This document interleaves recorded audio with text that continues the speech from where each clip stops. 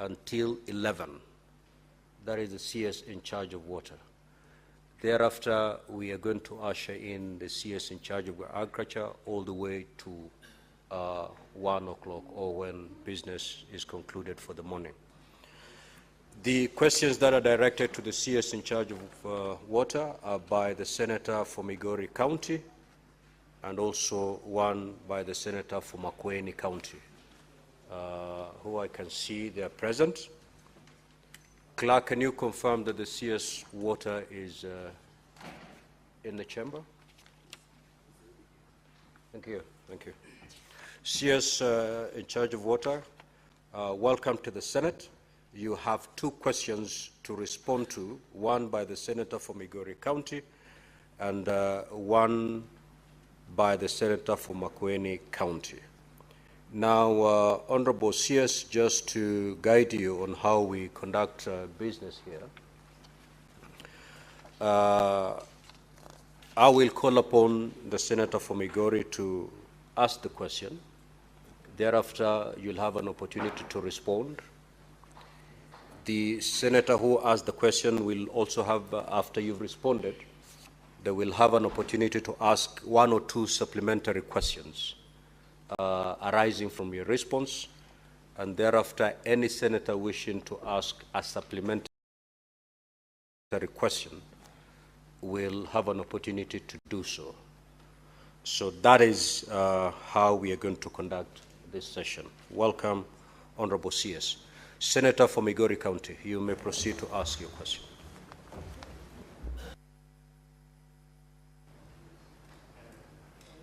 I thank you, Honorable Speaker, and welcome, Bwana CS, and good morning.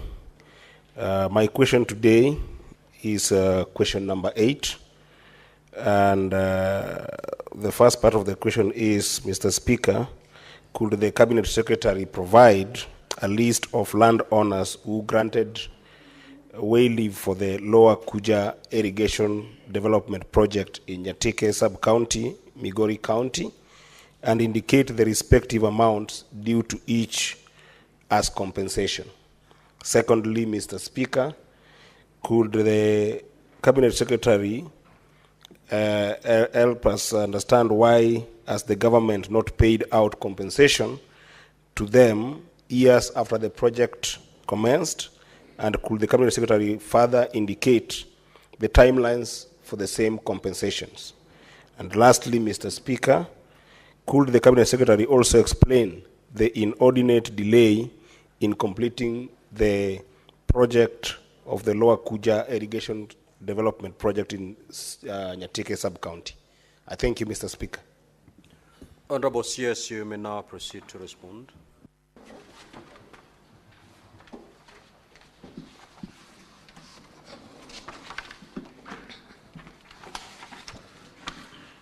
Thank you, Honorable Speaker, and thank you, Honorable Senator Eddie Kwach. First, I'll start by apologizing, Honorable Speaker, for the last sermon that I missed because I had an engagement with His Excellency the President. And straight to answer the question, Honorable Speaker, as a background, the Lower Kuja Irrigation Development Project is located in Nyatike Sub-County, Migori County, close to the shores of Lake Victoria, within the Lower Kuja Basin. The project is situated around 400 kilometers to the west of the capital city of Nairobi, almost 110 kilometers to the south of Kisumu County, around 45 kilometers to the northwest of Migori Town, and 15 kilometers to the west of Makada Township, Nyatike Sub-County Headquarters. The project covers 6 locations upon completion and 13 sub-locations in Nyatike and Karungu divisions. Honorable Speaker, in the year 2009, the National Irrigation Board, as it was called then, now known as the National Irrigation Authority, commenced a feasibility study, detailed design, and the preparation of tender documents for the project, including a pre-feasibility study for a water storage facility upstream of the project area. This, Honorable Speaker, was done by GIB Africa Limited to carry out the studies, which was completed in the year 2011. The study found that 7,717 hectares, that is approximately 19,240 acres, could be irrigated using river water at an estimated cost of around Kenya shillings 5 billion. Additionally, an extra 22,800 hectares, which is approximately 55,000 acres, could be irrigated by constructing a dam upstream of the project area. The 7,717 hectares that could be irrigated without a dam were fully designed, and because of a physical space, divided into 6 lots for each of implementation.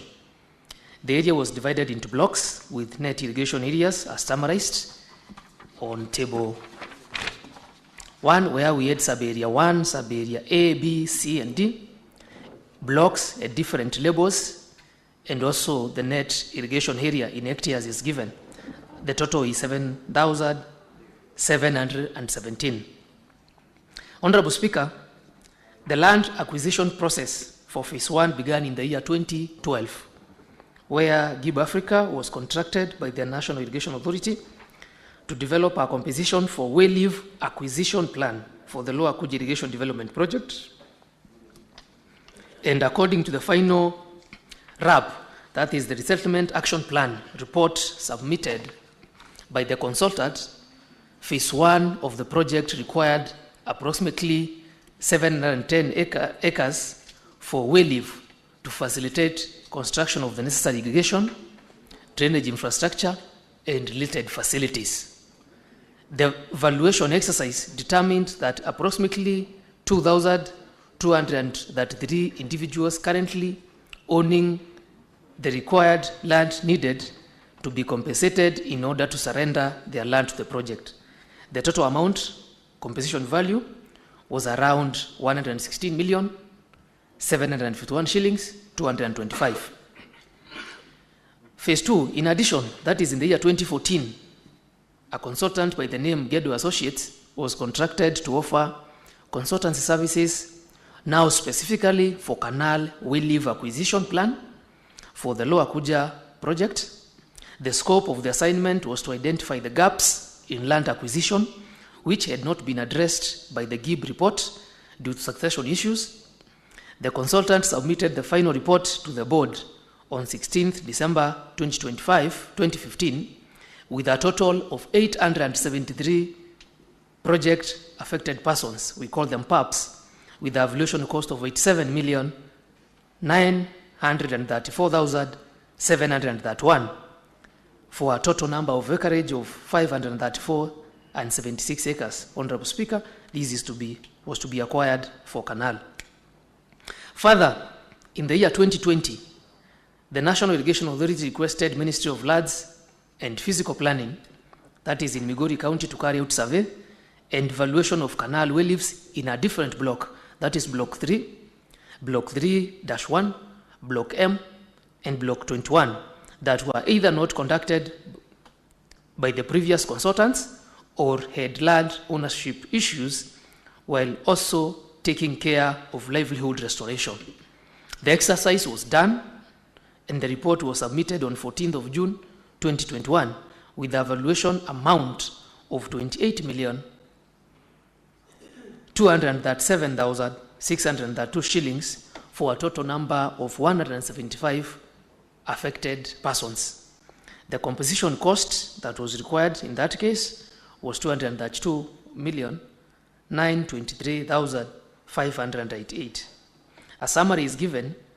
So for the 3 evaluation processes, 2011, 2014, and 2020, the total number of affected persons was 3,281, and the total valuation cost was 232,923,588.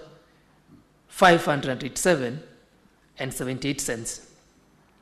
Honorable Speaker, in July 2024, the authority, which is NIA, appointed a committee to review the compensation status for the project to enable the management to finalize the process. It was established that Kenya shillings 77,313,863.82 out of the total compensation amount of 232,923,587.78 had been paid to a total number of 981 persons that are affected out of the cumulative total number so far enumerated of 3,281 PAPs. The outstanding compensation currently stands at 155,609,724, as summarized in the table.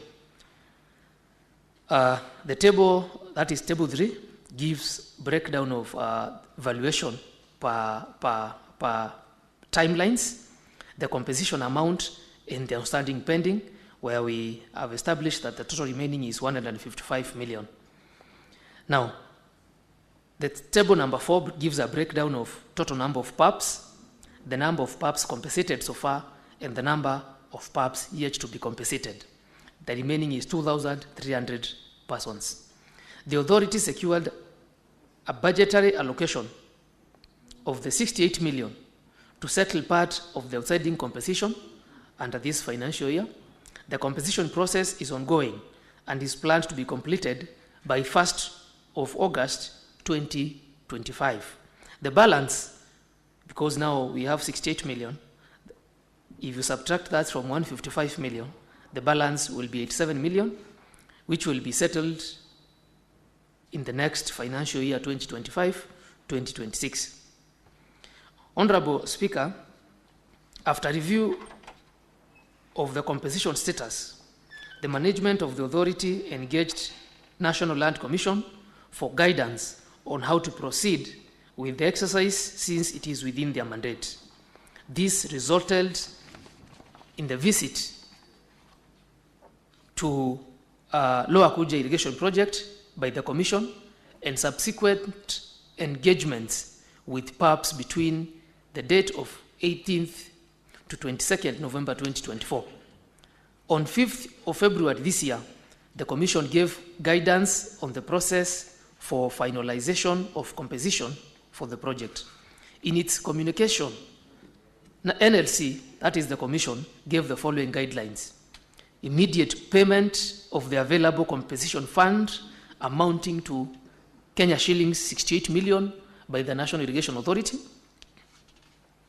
Number 2, well-leave acquisition for all title holders and persons affected, project-affected persons who formally declined the offers issued by the authority be addressed by the Commission, and the authority established a grievance dissolution mechanism, as that is expected in every valuation, involving key stakeholders, that is the National Government Administration Officers, NGAO, the National Irrigation Authority, the National Land Commission, scheme leadership, and the people that are actually affected. The authority, in liaison with the Commission, plan for final survey and vesting all the titles acquired in order to secure its interest. On 11th February, Honorable Speaker, the authority formed a committee to spearhead the compensation payment.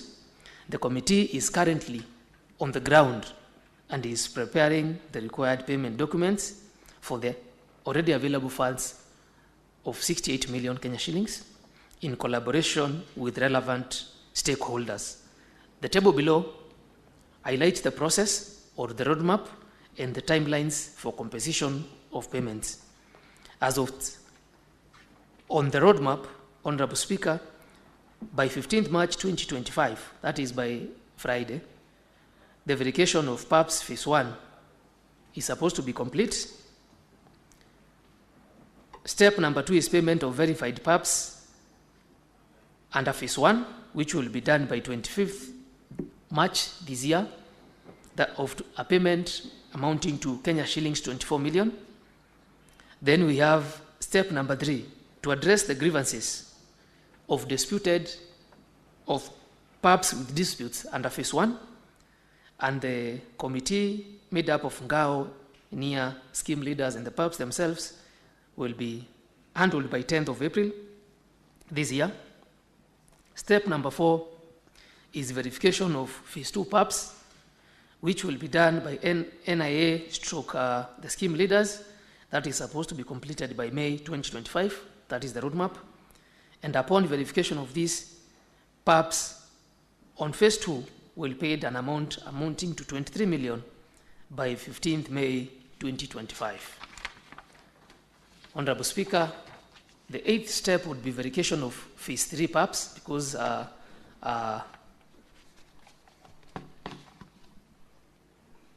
the documentation of PAPs was done in phases, and that will be done by 1st of June 2025. Then there will be the payment of phase 3 PAPs, which will be done by 15th July 2025, with a total amount of 21 million. The final survey and vesting all the titles required will be done by the 1st of August 2025, and this will be completed by 1st of August 2025. The total amount to be paid as per this roadmap by August 1st will be 68 million, and as Honorable Speaker have stated, the remaining 87 million will be loaded into the coming financial year. Honorable Speaker, I submit. Thank you.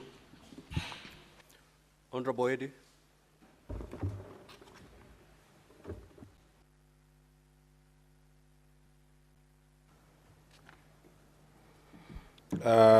Honorable Speaker, I am grateful for the responses from the CS, but with all due respect, Honorable Speaker, I don't know whether my question was that difficult to understand and answer. And I'll take you back to the question, Honorable Speaker. Could the Cabinet Secretary provide a list of landowners who granted way leave for the Lower Kuja Irrigation Development Project in the sub-county, Migori County, and indicate the respective amounts due to each as compensation? Mr. Speaker, there is no list provided to this House of individuals who are called PAPs on this project, Mr. Speaker. And I think that, Mr. Speaker, my only conclusion can be that perhaps the CS is hiding from this House the fact that there are people who are displaced. So before you conclude, Honorable Eddie. Yes. Honorable CS, just take your seat. You'll come back to the microphone. Honorable CS, that question was couched in plain English to provide a list. Why has your ministry not provided the list as requested? Thank you, Honorable Speaker. The question that came to the ministry did not capture the list, Honorable Senator. But, Honorable Speaker, the question that came to the ministry is the question number 8 by Senator Eddie Okech. I read, MP on status of compensation of landowners who granted way leave for the Lower Kuja Irrigation Development Project. Honorable Senator, I would provide list as requested. I submit. So, if I get you correctly, Honorable CS, is that the question that was sent to you did not request for a list to be provided? Yes, Honorable. Is that your position? Yes, Honorable Speaker. Okay, we will come back to that because requested the clerk to retrieve the original question that was dispatched to your office so that we get to know exactly where the problem lies.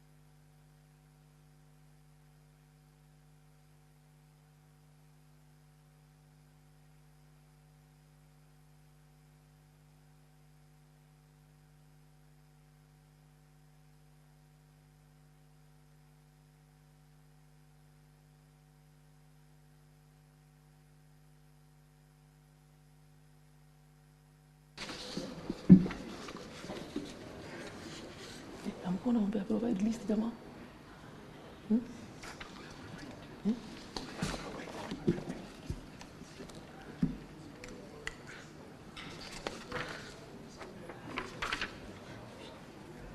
So, Honorable CS, has the clerk assisted you to Yes. see the pro forma? Yes. That came from the Senate. Yes. What is the question? Honorable Speaker, my apologies, and to the honorable member, and to the House. Sorry, I am new to the House. So, my apologies. The question that read, question number 8 by MP on status of implementation of landowners who granted relief for the Lower Kuja Irrigation Development Project. There was an attachment, as I've been guided by the clerk, that could the Cabinet Secretary provide a list of landowners who granted? That is noted, and Honorable Speaker, we can submit that as required. But the question number B, on why has the government not paid out compensation to them? Honorable CS, let me just guide you. You have not responded to the first limb of the question by the Senator for Migori. So you will have to come back before this House. Thank you. To respond adequately to that question. Okay. Now let's move to, because even the Honorable Senator cannot interrogate you on the first limb of that question. And therefore, let's move to B. Let us move to B, interrogate B, and then we will give guidance on when the first limb of that question will be responded to. Certainly not today. Yes, Senator Boni. Just have a seat, Senator. I note happily that the minister has acknowledged that he's new. Mr. Speaker, limb A is the foundation of the question. And therefore, the fairest you can give him is for him to go back and come with a proper question on a different day. Otherwise, we will give him the impression that he can come to the House and answer his own question. He can only answer the questions of the House, Mr. Speaker, I request. Very well. Honorable CS, are you in a position to respond adequately to limb 2? Honorable Speaker. Without providing a comprehensive response to limb 1 of the question. If your answer is yes, I will allow you to proceed. If your answer is no, let us not waste time. Let us just defer this particular question until such a time that you're adequately prepared to respond to it. Just a moment. Yes, Honorable CS. Yes, Honorable Speaker.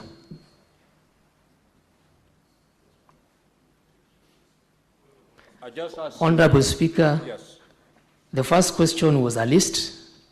The second question was, why has the government not paid out, which is what I have responded to. And the third question was, could the Cabinet Secretary explain the inordinate delay in completing the project? Yeah, but Honorable CS, you know the substratum of this question is that list. Yes. Okay. So everything else flow from that list. Yes, Honorable Senator for Kitui.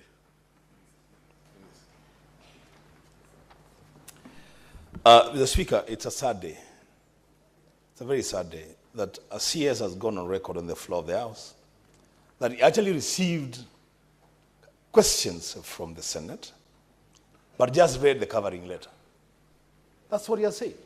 That actually he just read the covering letter, he did not read the annex that contains the questions, then he went ahead to answer questions based on the covering letter. Mr. Speaker, this is a demonstration of how casually this minister and this ministry treats this House. Mr. Speaker, I want to implore you, Mr. Speaker, and I said this before, restore the dignity of this House by requiring the CS to forthwith cease from addressing this House on that matter, to go back and read the question, respond to our questions, then we can engage him. I thank you, Mr. Speaker. Senator for Nairobi.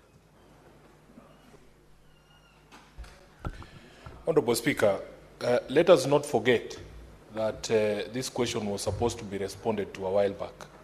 You remember when the minister failed to appear in the House, and I was saying that he's an individual that I do not know at all. It's good that he has shown up today, but Honorable Speaker, you can see the frustration of the people of this country with the sort of leadership that we have.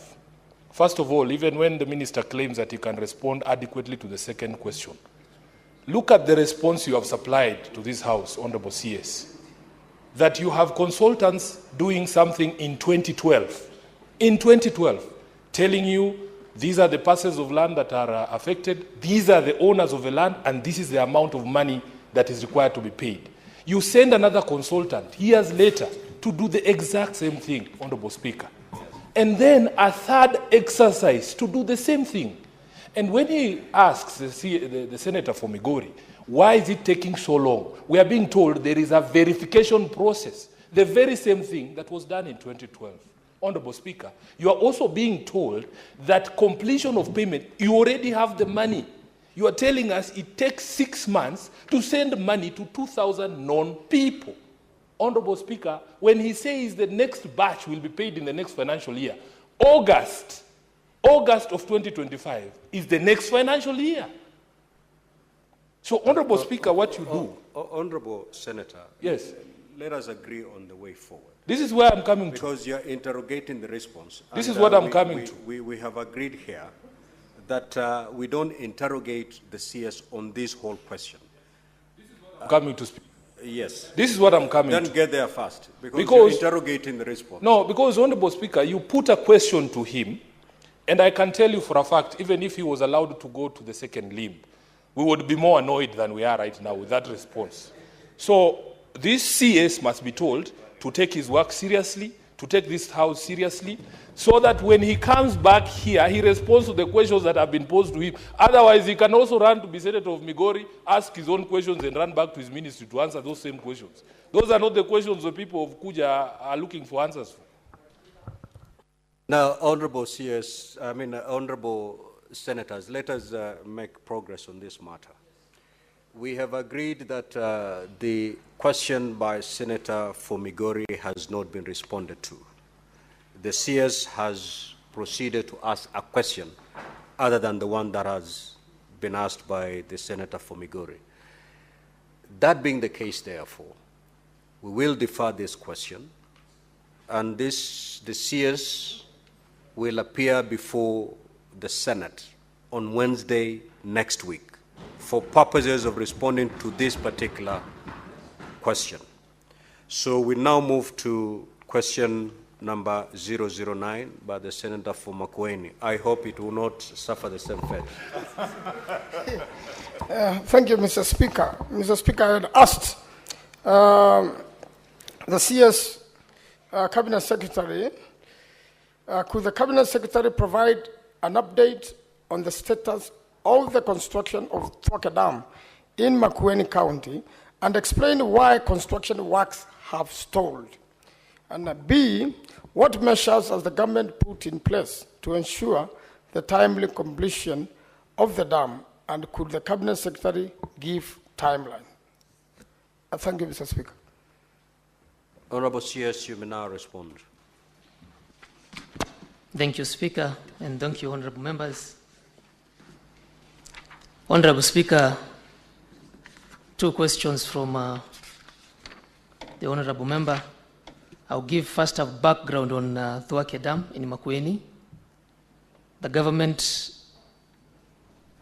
of Kenya and African Development Bank, through the Ministry of Water, Sanitation and Irrigation, is implementing Thwake Multipurpose Dam project.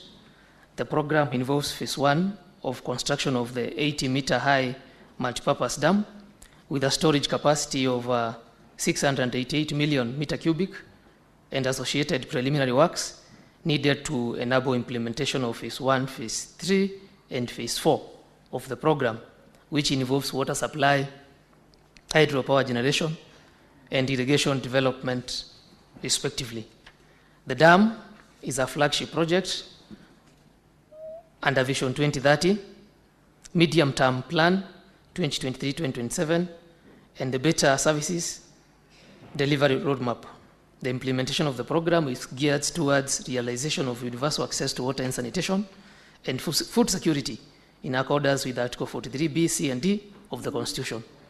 Honorable Speaker, the completion of Thwake Dam construction and implementation of downstream components is critical in the realization of the semi-arid eastern region, economic viability through the harnessing of runoff during the rains, and the release of waters for various uses in Makueni and Kitui counties, among the water supply of around 150,000 meter cubic to 1.3 million people, including water supply to Konza Techno City in Machakos County, generation of 20 megawatts hydropower to boost water supply and distribution.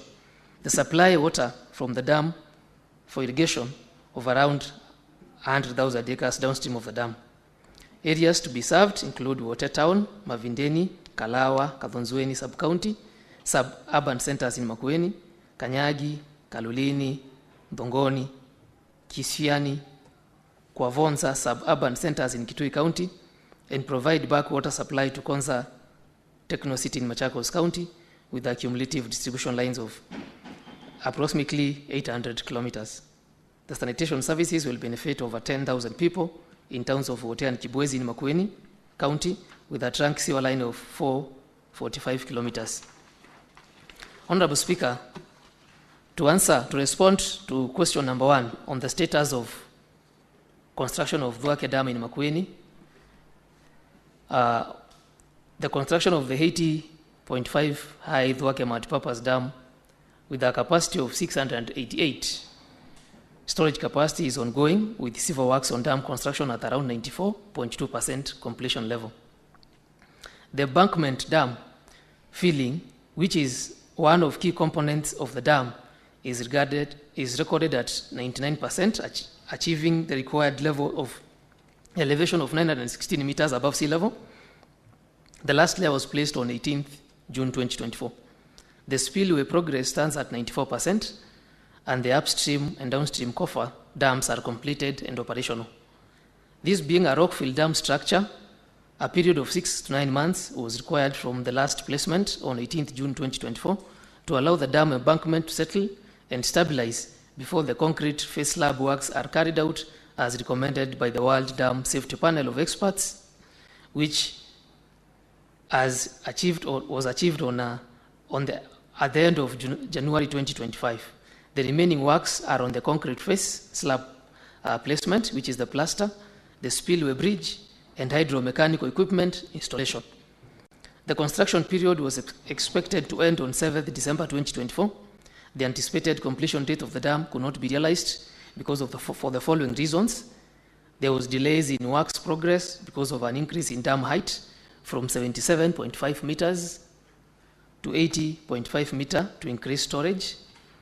Weak foundation of the dam at the riverbed, which was discovered during construction, necessitating excessive excavation and special treatment. There was the pandemic, COVID-19, and Ukraine issues that resulted in scaling down of labor force and lack of explosives in the country. Then there was adequate time required to allow the dam embankment to settle before the concrete slab is done. Honorable Speaker, the increase in dam height and weak foundation at the riverbed section of the dam necessitated additional works, resulting to changes in the cost of the dam construction, which requires additional financing to complete the remaining works.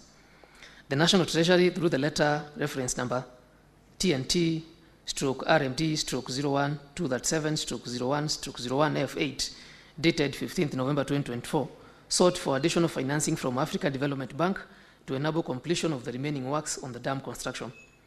The African Development Bank is currently undertaking an appraisal to determine the level of additional financing required. On question number 2, timelines for completion of the construction works on the Thwake Dam.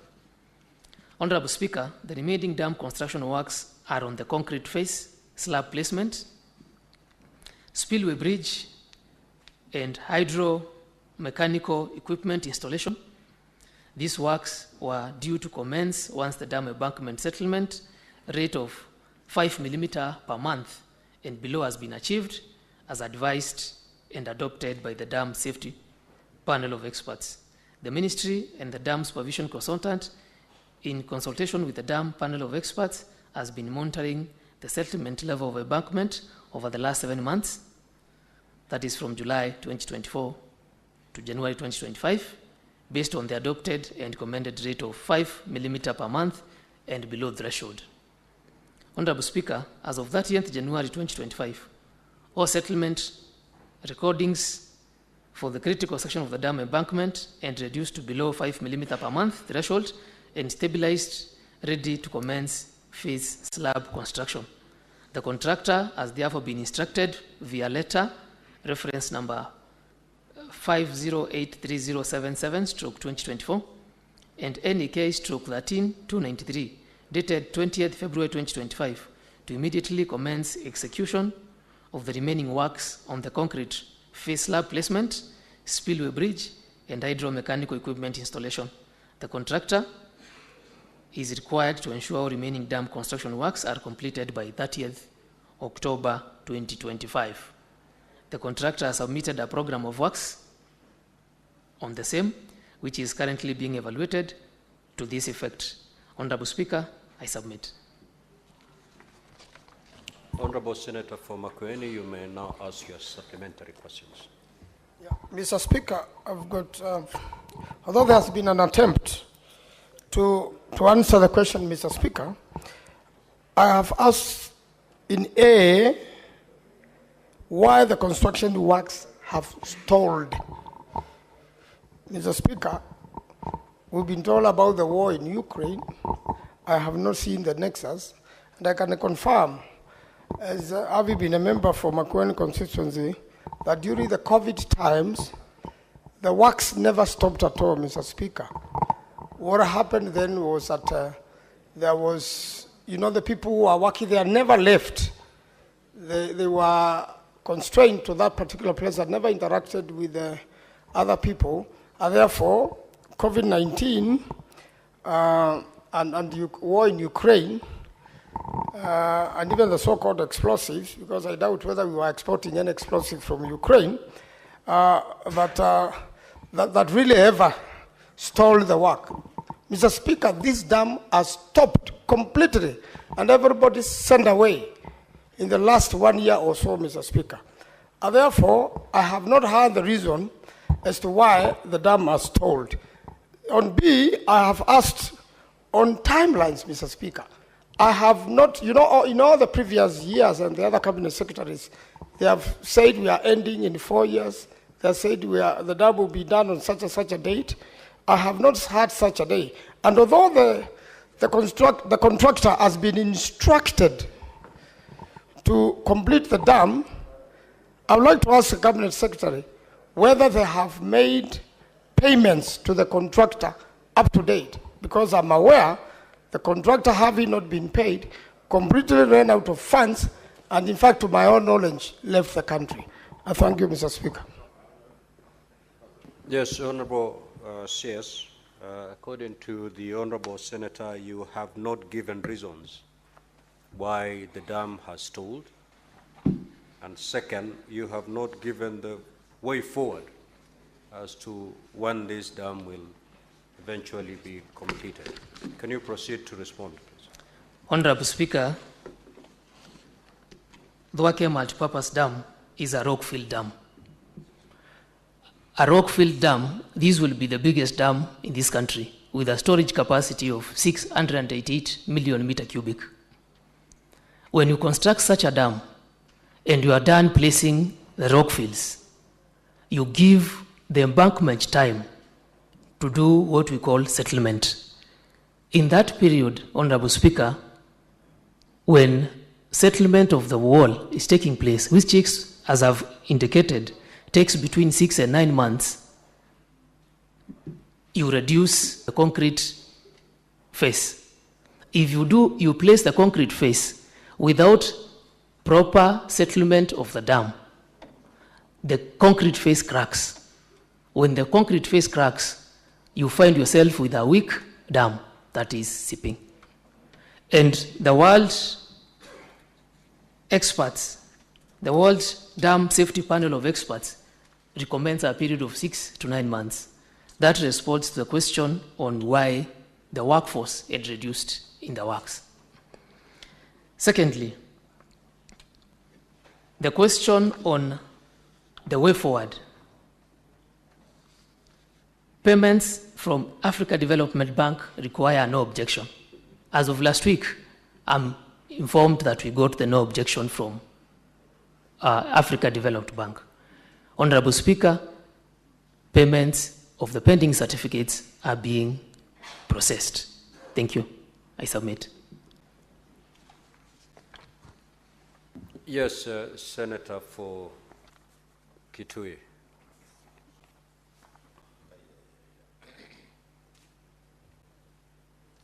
Mr. Speaker, if you allow me, I would attempt to even try to educate the CS on this dam. This dam is not just in Makueni. This dam is both in Makueni and in Kitui. In your brief, you left that out. Now you're educated. Secondly, Mr. Speaker, you know the CS, you say this is the first time here, but just relax, Mr. CS. You're double speaking. Double speaking because on the one hand, you're saying that the ADB, in your response, written response, the ADB is evaluating the financing gap. The second side of your mouth, you're saying the contractor has been instructed by 25th of February to be back on site. Speaker, if my calendar serves me right, we are past the 25th of February. I think this is when? This is 13th, 12th of March. So I expect that the machines are rolling. If the machines are not rolling in Dhaka, Mr. Speaker, then again, maybe you may also decide again for this question to stand down the CS. Because in his own submission, on the 25th of February, works should have resumed in Dhaka Dam. On the 12th of March, if that has not happened, then he should either revise his response or explain what has happened. Mr. Speaker, lastly, at some point I lent a friend of mine some money, Mr. Speaker, just little money, not a lot of money, some little money. And when I followed them up, they started talking about COVID, this COVID thing. So we had conversations until sometimes last year, then he started talking about, Ukraine, this Ukraine and a dam being constructed in Dhaka, in Makueni and Kitui counties. The distance from Dhaka Dam to Kyiv in Ukraine is 9,177 kilometers. What's the connection? What's the nexus, Mr. Speaker? I submit. Honorable CS. Thank you, Honorable Speaker, and thank you for the question. Yes, the dam will serve Makueni. It will also serve Machakos, and it's also serve Kitui. But the Honorable Member, Honorable Speaker, has asked a question about payment and how is explosives related to dam construction in Kenya. During war, our access for explosives that are required to blast the foundations of this rock bed was not very easily accessible. That slows, Speaker, that slows the progress of works. Order, honorable senators. You have asked a question. Let the CS respond. And the dynamics. Honorable CS. Honorable Speaker. Is it your position that the explosives that are meant for this dam were sourced from Ukraine? No. And therefore, because of the war in Ukraine, you couldn't? No. It's a global market, Honorable Speaker. So just proceed. Just proceed. Just proceed, Honorable. Honorable Speaker. Let me help you, Honorable CS. The question that has been asked by the Senator for Kitui is, what is the nexus between the delayed works of this dam and the war in Ukraine? Just explain to the House the nexus between the two. And secondly, you've indicated in your written response that by 25th of February, work ought to have resumed. And the question from the Senator is, are the machine now roaring? Because we are on the 12th, we are now on the 12th of March. Proceed.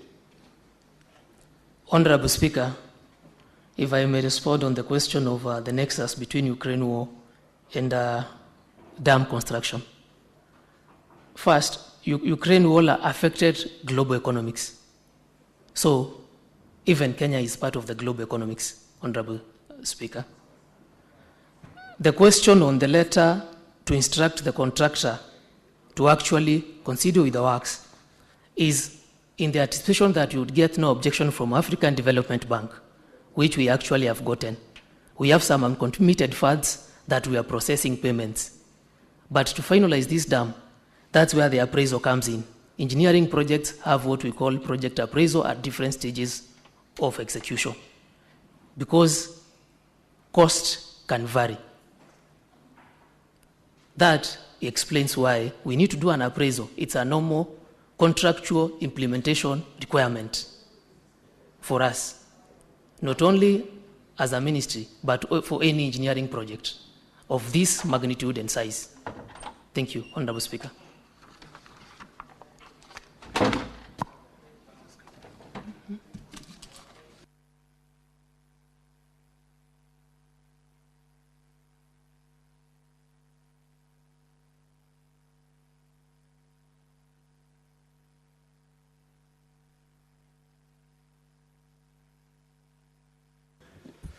Senator Chute. Senator Murango. Asante sana Mstahiki Spika. Swali langu ambao ningeuliza, nadhani waziri anaweza kujibu, kwa sababu ni jambo ambalo limekuwa likisumbua watu wengi. Mstahiki Spika, mnamo tarehe 1 mwaka wa 2023 WRA iliongeza maji kwa wakulima na wenye wanatumia maji, na mnamo tarehe mnamo mwezi wa samba mwaka 2023 kulikuwa na agizo la mahakama ambayo ilikuja ikasimamisha watu ambao wanatumia maji ya ukulima na kukunywa wasiendelee kulipishwa maji mpaka isikilizwe. Swali yenye ningetaka kuuliza waziri, kwa nini mpaka sasa hivi wananchi wa Kenya wanaendelea kulipishwa maji ambayo iliongezewa kutoka sumuni mpaka shilingi 5 kwa kila lita ya 1000 na kuna agizo la mahakama? Hilo ndo ni swali ambalo ningetaka kuuliza waziri. Asante. Honorable CS, just note the questions. You respond them at a go. Senator Kavindu. Thank you, Mr. Speaker. My question to Honorable CS is about the river, Earth River, which takes water, flows all the way to Tana, to Thwake Dam. It has a lot of dirt, and I wanted to know what Honorable CS is doing, and how far Maruba Dam has gotten now in Machakos, because it has been stored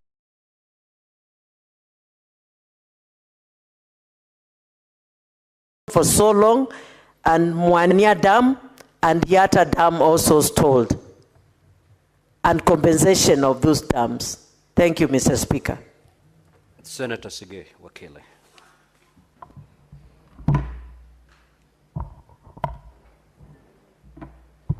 Thank you, Honorable Speaker. I wanted to ask a question to the Honorable CS pursuant to a report Cabinet released yesterday with regards to Boston Dam, that is within the county of Bomet. And my question is with regards to the kind of an arrangement that the approval was made, whether it is a concession that will require further advertisement on the process, or it is within the earlier arrangement that had been made. The release in itself, Mr. Speaker, did not clarify the formation within which that approval was made, and I would like to know from the CS in what formation was that approval made. Thank you. Senator Beatrice Akenye. Thank you, Honorable Speaker. To the CS, my concern about the development of the dams, and not only Thwake Dam, is why does the government begin their projects before landowners are compensated? Senator Mundigi. Thank you, Bwana Speaker. Asante kwa wasili kuwa leo ni siku yake ya kwanza kuja kujibu maswali na nipongezi. Bwana Wasiri, katika Embu County tuko sub county 4 na kuko na damu ambazo ni 3 inafaa injengwe kwa sababu ya kilimo ya Mirasto kumuguka upande wa Mbere North na Mbere South.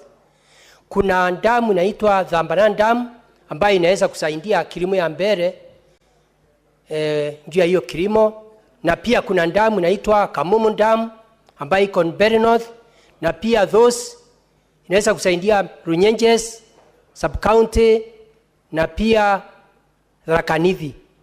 Ningeomba kujua Wasiri, hiyo kazi itaanza wakati gani ndio Embu County wakati huu iserekee kama county zile zingine 47. Asante Bwana Wasiri. Senator Eddie.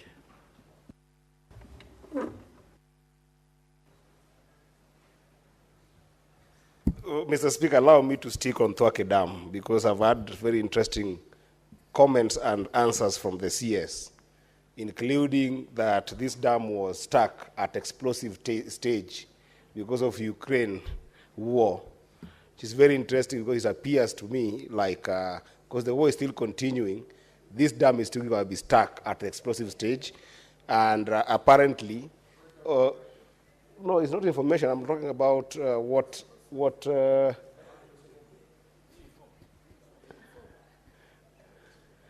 Senator Eddie, would you wish to be informed by the senator from Mombasa?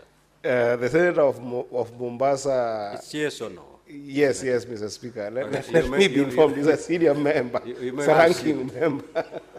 Thank you, Honorable Speaker. I just want to inform my brother, Senator from Migori, that the Ukraine war is about to enter into a ceasefire stage. So hopefully, in the next 1 week, there will be no war.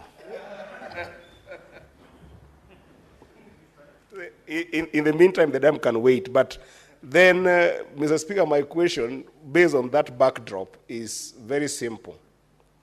What component of the Thwake Dam project was the responsibility of the Kenyan government squarely in your ministry?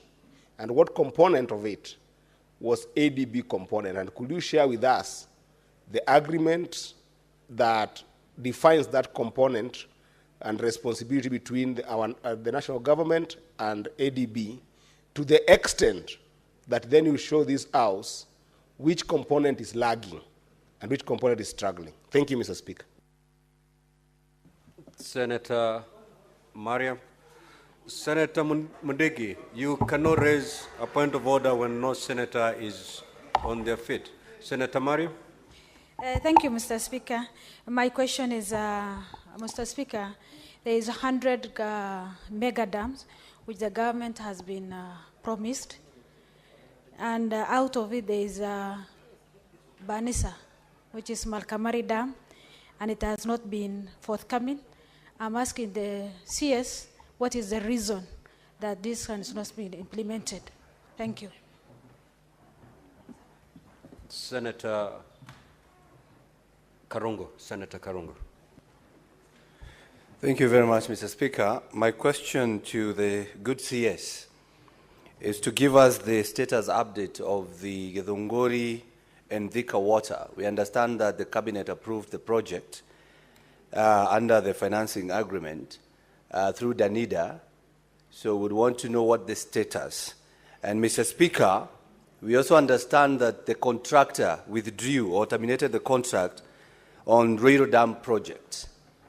And after terminating the contract, the financiers withdrew, financiers from France. So is the Cabinet or is the department allocating some money for this project, that is the Ruiru Dam? Thank you. Senator Omtata.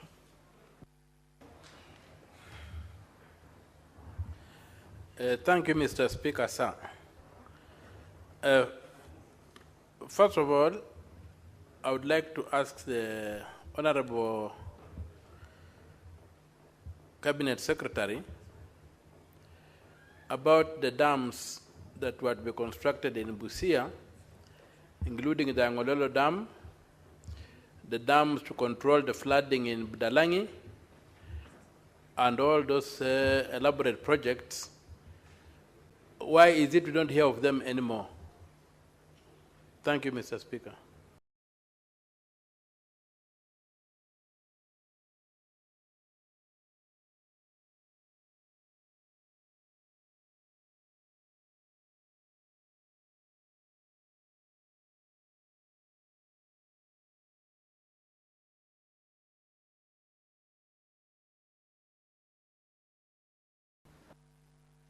Senator Methu. My more substantive question to the CS, and I wish him well. I hear there is a cabinet reshuffle coming. I hope you survive. My question, Honorable Speaker, to the CS, I mean, it's on a light note. More specifically on the issues of Nyandarua. On the 23rd of August 2023, Honorable Speaker, President William Ruto was in Nyandarua, and there are 2 dams or 3 dams that have been a campaign tool in Nyandarua, the Kinja Dam, Marawa Dam, and the Pesi Dam. And on that specific day of 23rd of August 2023, President William Ruto said, ndani ya miezi mbili, hii damu yetu ya Pesi, I'm quoting quote unquote, hii damu yetu ya Pesi, itakuwa imeanza. I would want to know, Honorable Speaker, because it is not even now 2 months since he promised. It is now close to 2 years since he last promised. What is the status of that particular dam, specific dam, Pesi Dam, so that he does not again come next year or next election and he says again, ndani ya miezi mbili? Thank you, Speaker. Senator George Mbugua. Thank you, Mr. Speaker. On the issue of the Dhakwe Dam, Mr. CS, under the 4th schedule of the Constitution, water is largely a devolved function. Are you in a position to tell this House what engagement you've had with the county governments of Makueni and the neighboring on the utilization of this water? Thank you. Senator Chute. Thank you very much, Honorable Speaker. I would want the CS to tell us a story about what is happening in Marsabit in terms of sewerage system, which has delayed for the last 5 years, and the water system, which is supposed to be completed about 5 years ago. Thank you very much, Honorable Speaker. Good. Now, Honorable Senators, if you look at our standing orders, more particularly Standing Order 51C7B, that gives the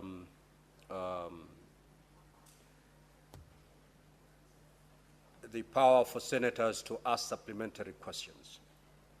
Our supplementary questions must be related to the original question. Now, the original question as asked by the senator from Makueni is on a particular dam. You honestly do not expect the CS seated here to have all the facts on dams across Kenya. He came here prepared to respond to a particular question, and any supplementary question must flow from the original question.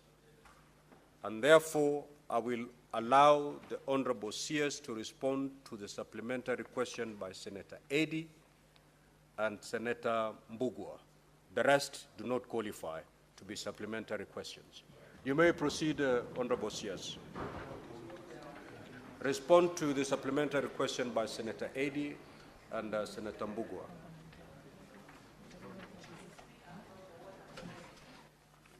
And Senator Kavindu.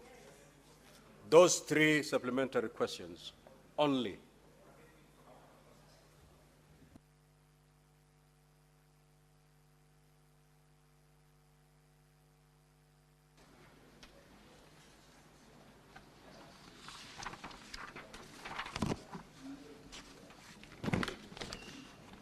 Honorable Speaker, thank you for the opportunity.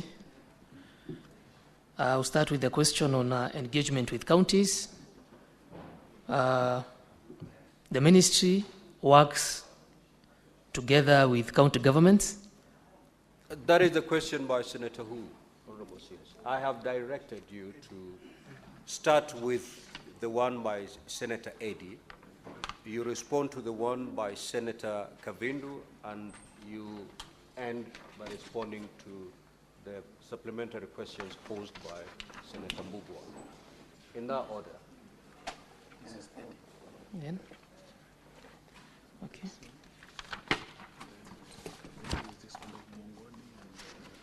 Mongoni is not part of the working. Okay. Thank you, Speaker. The question from Honorable Senator Eddy is what is the role of, because of the varying components, the role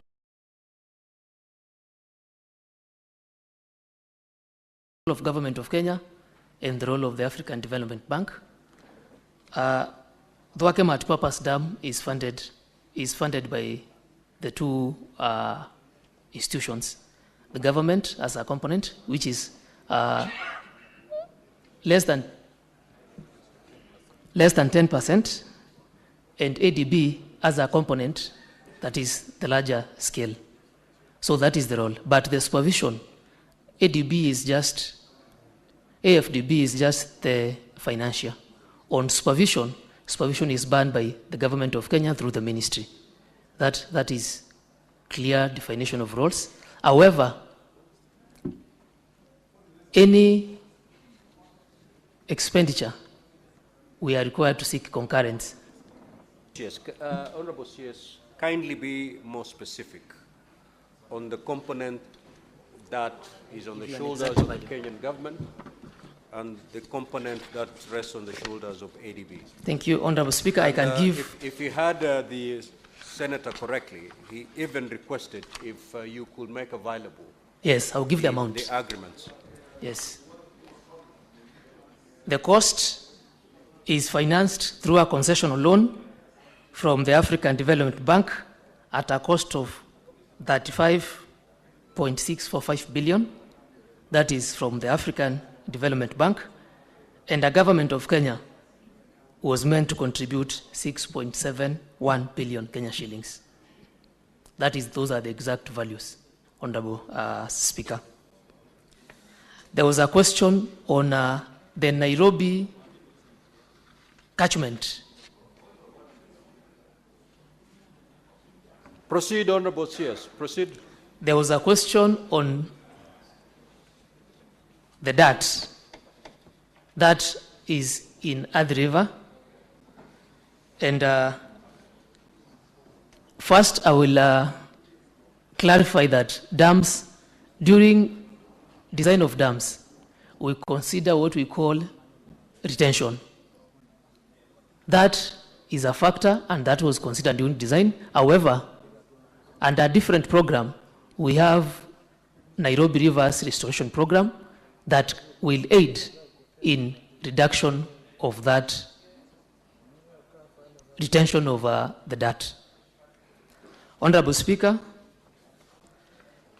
There was the question on our engagement with county governments, considering that water is a devolved function. And to respond to that, Honourable Speaker, is that water being a devolved function, the role of the county is to provide last mile services. However,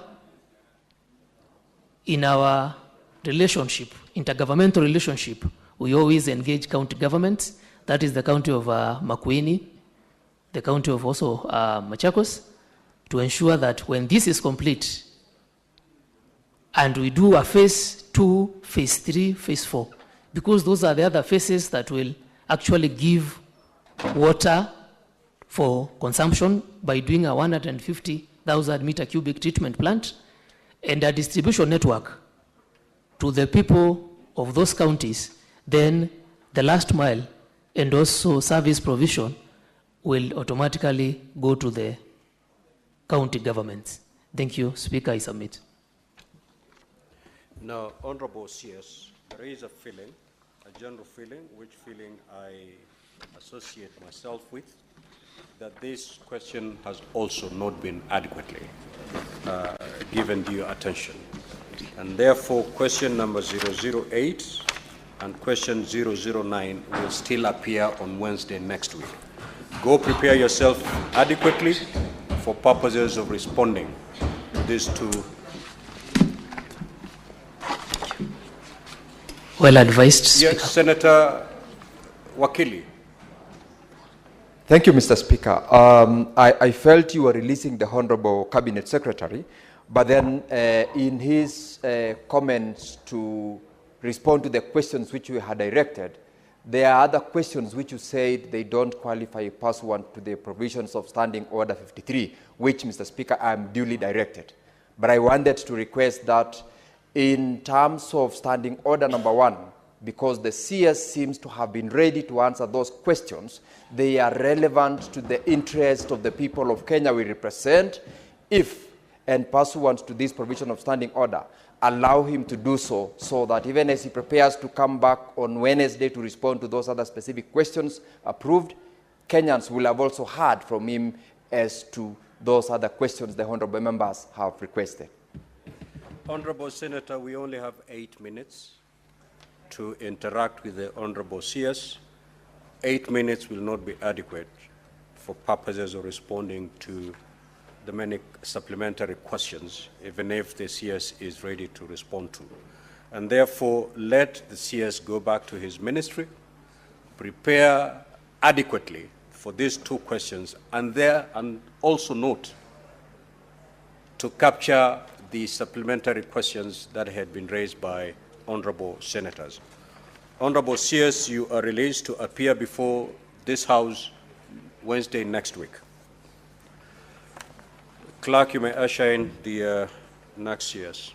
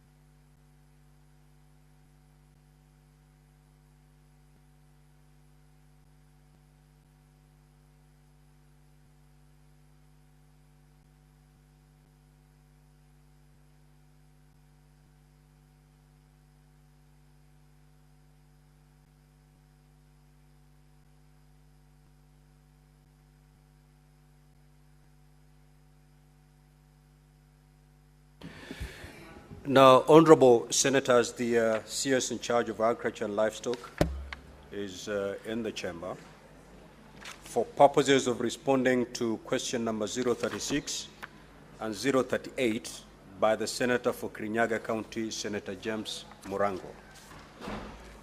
Now, Honorable Eddie, take your seat. Honorable Boni. Senator James Murango, I will ask you to leave the chamber, and you're the one who is supposed to ask these questions. Now, we will allow the Honorable CS to respond to the two questions, and then thereafter we will interrogate the two questions together. That way we'll be able to manage time. Is that agreeable? Good. So I'll call upon the Senator for Kirinyaga County, Senator James Murango, to ask question number 36. It will be responded to. Before you ask your supplementary questions on that particular question, you will proceed to ask question number 38. The CS will respond, and then you will rise to ask supplementary questions on both questions. Thereafter, we will open the floor to your colleagues to ask supplementary questions. You may proceed. Thank you, Mr. Speaker. Mr. Speaker, I want to ask the CS for Agriculture, what measures has the government put in place to prevent the mixing of different quality of teas before being sold at the Mombasa auction, which distorts the price to the disadvantage of farmers who produce high quality tea?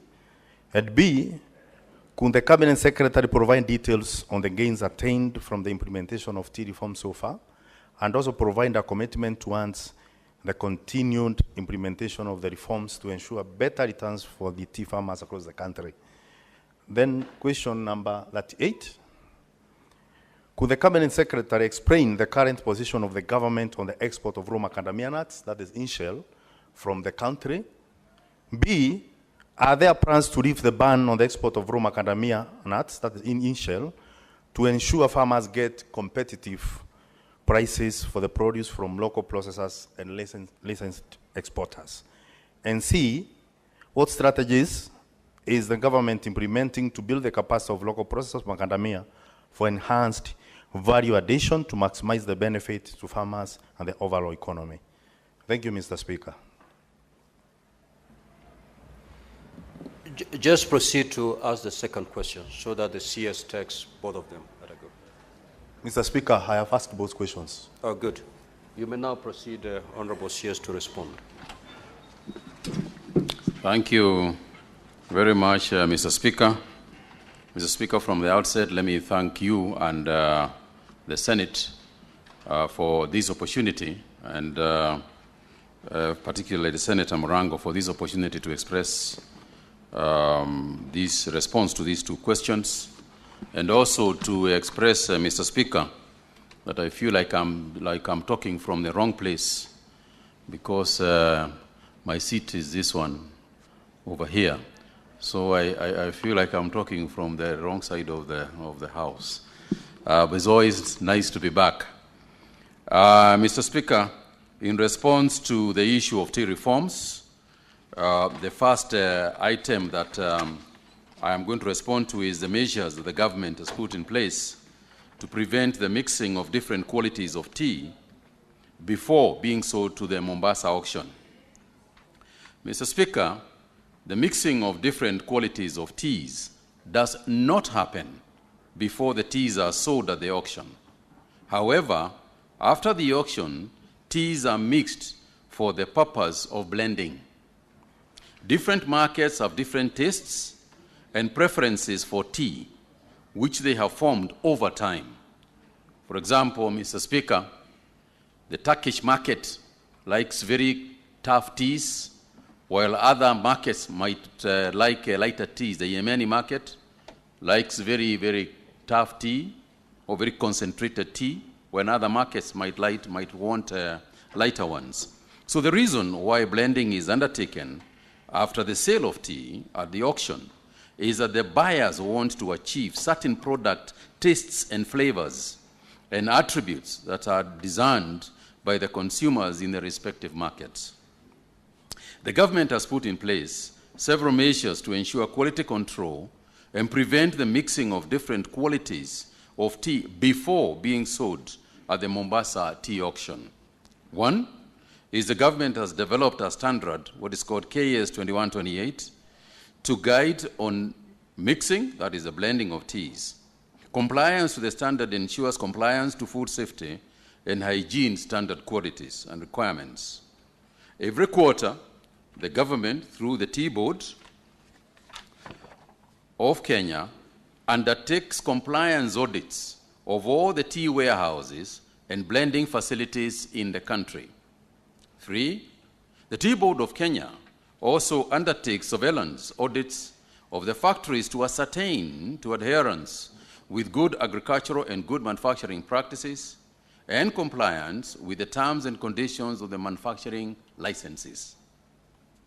4, in terms of the regulatory standards, the Tea Board of Kenya enforces the provisions of the Tea Act 2020 regarding the grading and classification of tea. Producers are required to adhere to these standards and to ensure that only high-quality tea reaches the auction. Number 5, inspection and certification. Tea manufacturers are subjected to regular quality inspections by regulatory bodies. These inspections assess compliance with quality standards and ensure that mixing of different grades does not occur. There is also the aspect of traceability, which is number 6. The government encourages the adoption of traceability system that allow for the tracking of tea from the farm to the auction. This helps in maintaining the integrity of different tea qualities. We also carry out training and capacity building, and the government provides training for tea farmers and processors in terms of quality standards, proper handling, and storage practices to prevent contamination or mixing. And Mr. Speaker, there are penalties for non-compliance. High penalties are imposed on tea manufacturers and traders who are found to mix different qualities of tea. This serves as a deterrent against more practices. Mr. Speaker, in response to the Senator's issue, the Honourable Senator's issue regarding the gains that have been attained from the implementation of the tea reform so far, and also the commitment towards the continued implementation of the reforms to ensure better returns of tea farmers across the country, the overall objective of the tea reforms is to enhance the competitiveness of our tea industry in order to increase returns of tea growers and other tea value chains. And in this respect, we have increased monthly payments as a result of the reforms. Smallholder tea factories have increased the monthly payment of tea to tea farmers from Kenya shilling 16 to 21 in the east of the lift and 20 in the west of the lift. The earnings by smallholder tea farmers are gradually rising, which will reduce their over-reliance on borrowing expensive loans from SACCOs and proliferation of green leaf hawking to meet their socio-economic needs. The increase in line with the reform agenda on payment to farmers at a rate of 50% of the proceeds of sale on a monthly basis. The total payments have increased from Kenya shillings 50 per kilogram of green leaf in 2022 to shillings 59 in 2023 and 64 in 2024. Total payments have increased from Kenya shillings 34.7 per kilogram of green leaf in 2021 to 59 in 2023 and 64 in 2024. And this is in line, of course, with keeping up what the government tried to transform. The total payment to smallholder tea farmers increased from 44.1 billion in 2021, 67.7 billion in 2023, and 90.5 billion in 2024. Mr. Speaker, in response to the issue of indicating the good corporate governance practices. We have enhanced participation of smallholder tea farmers in management of tea factories. The farmers have elected their directors through elections conducted by the Independent Electoral and Boundaries Commission and oversighted by the Tea Board of Kenya in July 2024. There is also improvement in good corporate governance among smallholder tea factories. We have also, in terms of the review of factory management agreements, as part of the reform process, all smallholder tea factories signed new management agreements with the Kenya Tea Development Authority Management Services Limited, and implementation began in July of 2024. The main objective of reviewing the management agreements was to remove skewed and exploitative clauses in the management agreements against smallholder tea factories and to reduce operational costs for smallholder tea factories by reducing the management agency fee, among other costs. The agreements provided for evaluation of the performance of the management agent prior to renewal of contracts, setting by small tea factories of annual performance targets, and payment of cost of staff seconded by the factory, by the management agent, by the agent. In terms of development of tea regulations under the Tea Act 2020, and in order to operationalize the Tea Act 2020, regulations and guidelines have been finalized and subjected to public participation in line with the Constitution and Statutory Instruments Act. These regulations are the Tea Levy Regulations 2024, the Tea Registration and Licensing Regulations 2024, Corporate Governance Guidelines and Code of Conduct for the tea sector, Guidelines on the quality of green leaf for processing by tea factories. The regulations will be forwarded to the relevant committee of the Senate and the National Assembly after consultations with the counties and the holding of national validation forums. Mr. Speaker, the Tea Amendment Bill of 2023. The Tea Amendment Bill of 2023 was passed by the Senate on the 8th of October 2024 and endorsed for presentation to the National Assembly. The Ministry has forwarded further amendments to the National Assembly for consideration in order to address the current challenges facing the industry and enhance the competitiveness of the subsector. Mr. Speaker, export earnings from tea have increased from 136.5 billion in 2021 to shillings 180.57 billion in 2023 and 181.69 billion in 2024. The number of export markets have increased from 82 in 2022 to 97 in 2024. This has been attributed to the enhanced market expansion activities, including trade missions and promotion undertaken in Russia, Iran, Saudi Arabia, UAE, China, Hong Kong, Egypt, Pakistan, Kazakhstan, Germany, Canada, the USA, and Ghana. Exports of value-added tea have also increased from 20.3 million kilograms in 2022 to 28.89 million kilograms in 2024. The value-added teas have increased from 3.5 billion in 2021 to 20.08 billion in 2024.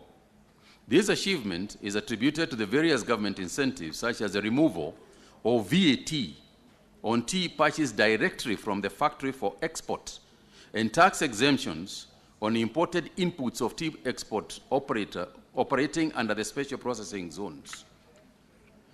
Mr. Speaker, in terms of enhancing diversification into orthodox and specialty teas, the production of high specialty teas has increased from 3.7 million kilograms in 2023 to 7.2 million kilograms in 2024 through licensing of orthodox processing capacity and specialty tea manufacturers. 34 cottage factories processing orthodox tea have been established by 2024. It is envisaged that production of orthodox and specialty teas will increase annually to over 60 million kilograms in the next 3 years and over 100 million kilograms in the next 6 years. The government has also provided capacity building to the factories on manufacture of orthodox and specialty teas in accordance with the product requirements of the markets. As a result, earnings per kilogram is expected to increase with over 85% from the current average of US dollars 2.7 to approximately $5. Specialty teas fetch high prices compared to black CTC teas. Diversification into orthodox tea manufacturing is also expected to reduce the volume of black CTC teas being supplied into the world market. Mr. Speaker, in terms of cushioning the tea farmers against rising costs of inputs,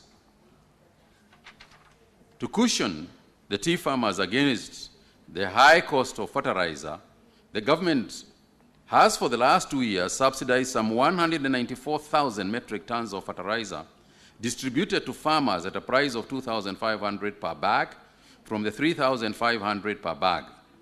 That is a cost reduction of 40%. Due to accessibility of subsidized fertilizers coupled with the good weather conditions, tea production for the year 2024 surpassed the 2023 production by 28.21 million kilograms, a growth of about 4.95%, to stand at 598.47 million kilograms against 570.26 million kilograms for the year 2023. It is also significantly higher compared to the 535.04 million kilograms of 2022. Mr. Speaker, in terms of the commitments, the government is committed to the following.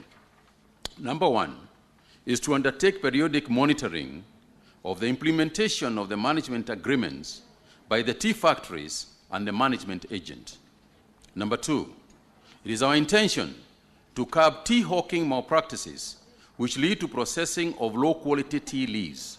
This will be achieved by enforcing the tea registration and licensing regulations 2025. And Mr. Speaker, I want to emphasize there that our tea quality has been compromised to an extent by the fact that there are people who are hawking, who do not have any tea of their own, essentially go to the gates to buy the tea.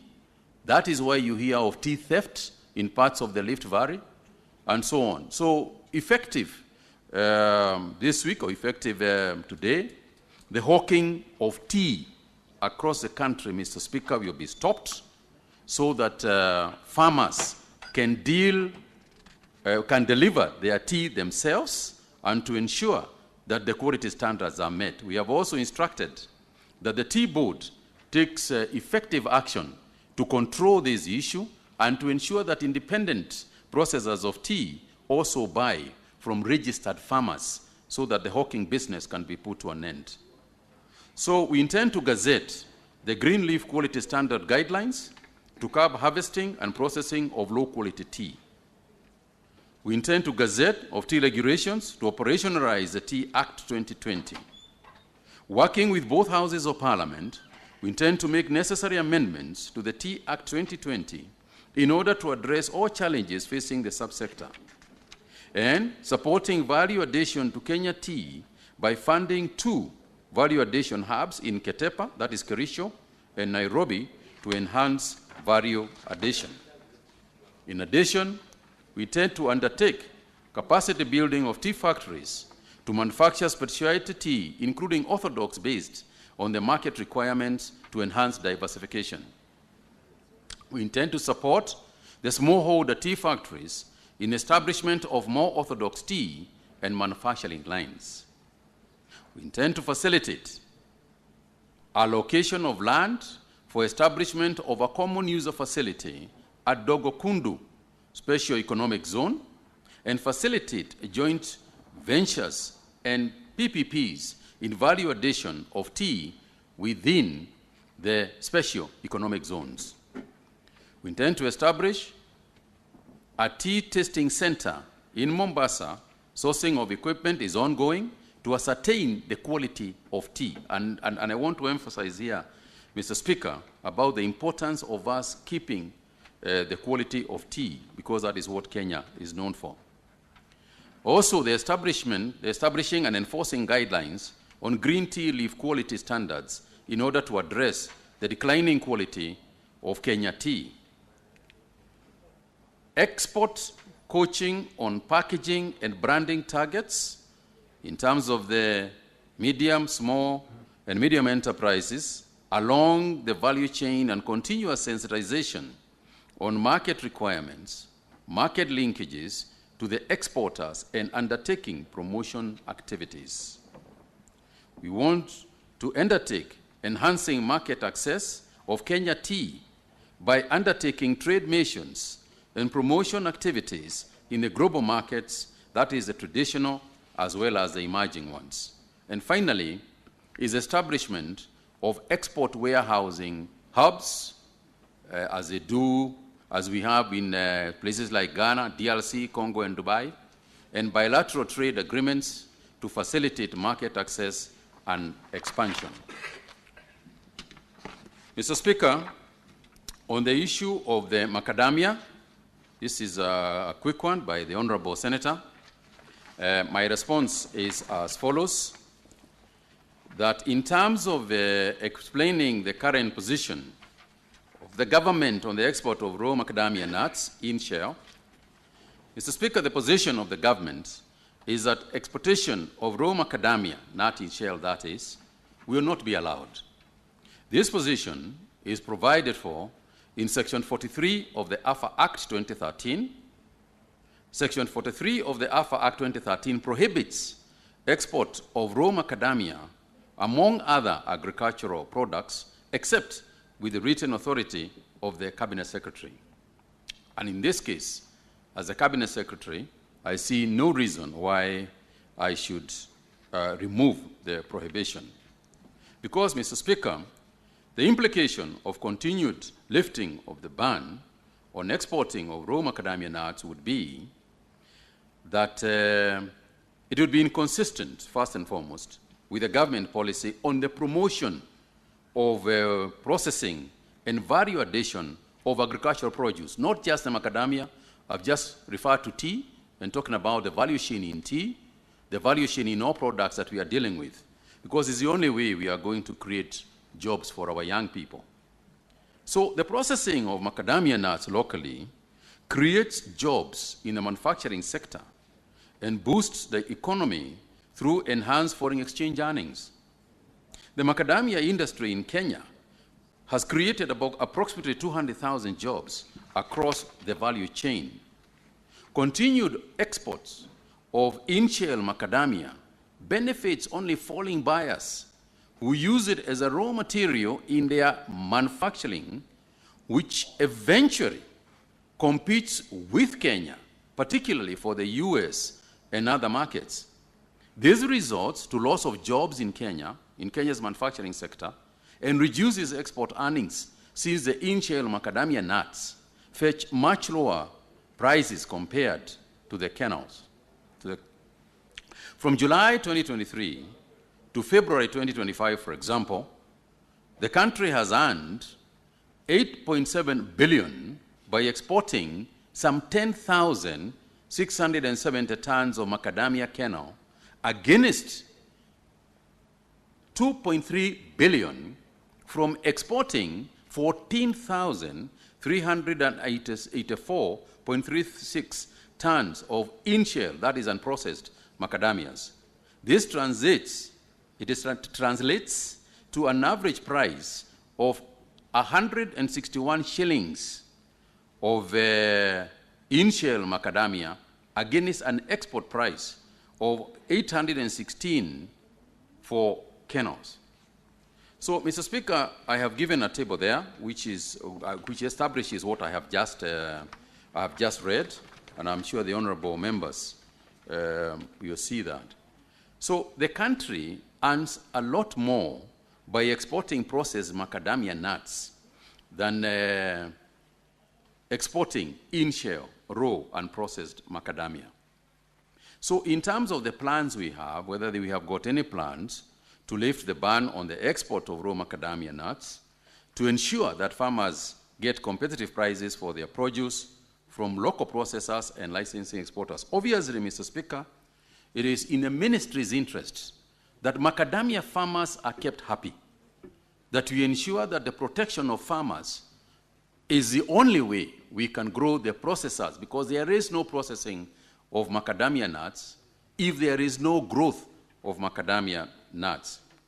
So some of the strategies that will ensure that farmers get competitive prices for macadamia nuts are that, one, farmers will be assisted to form cooperatives within their counties or even across counties.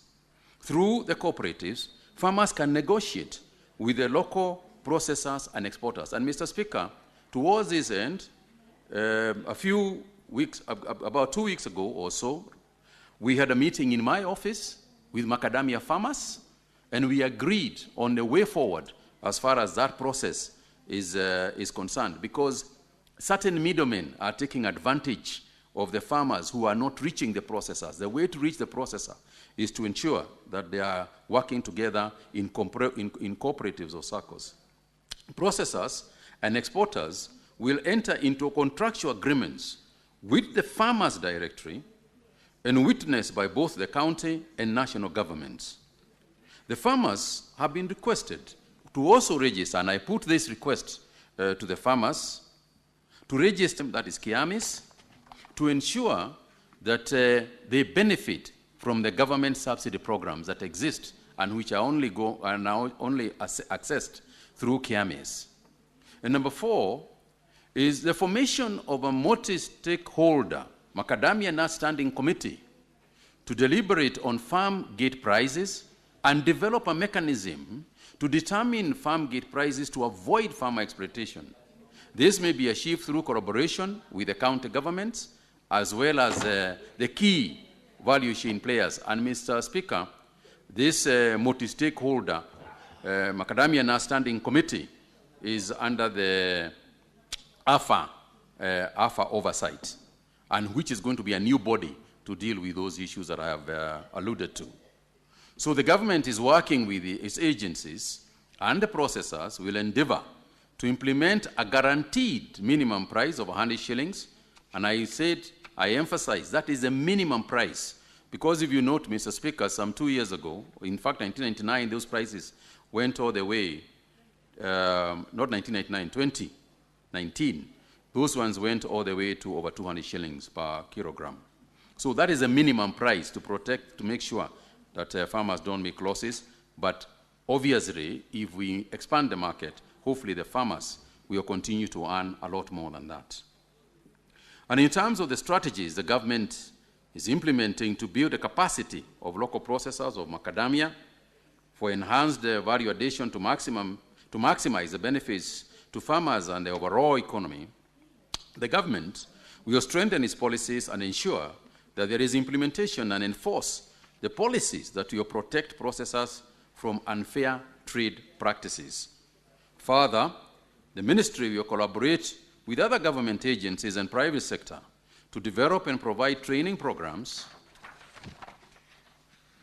and resources that will improve production techniques and maintain quality standards. We will also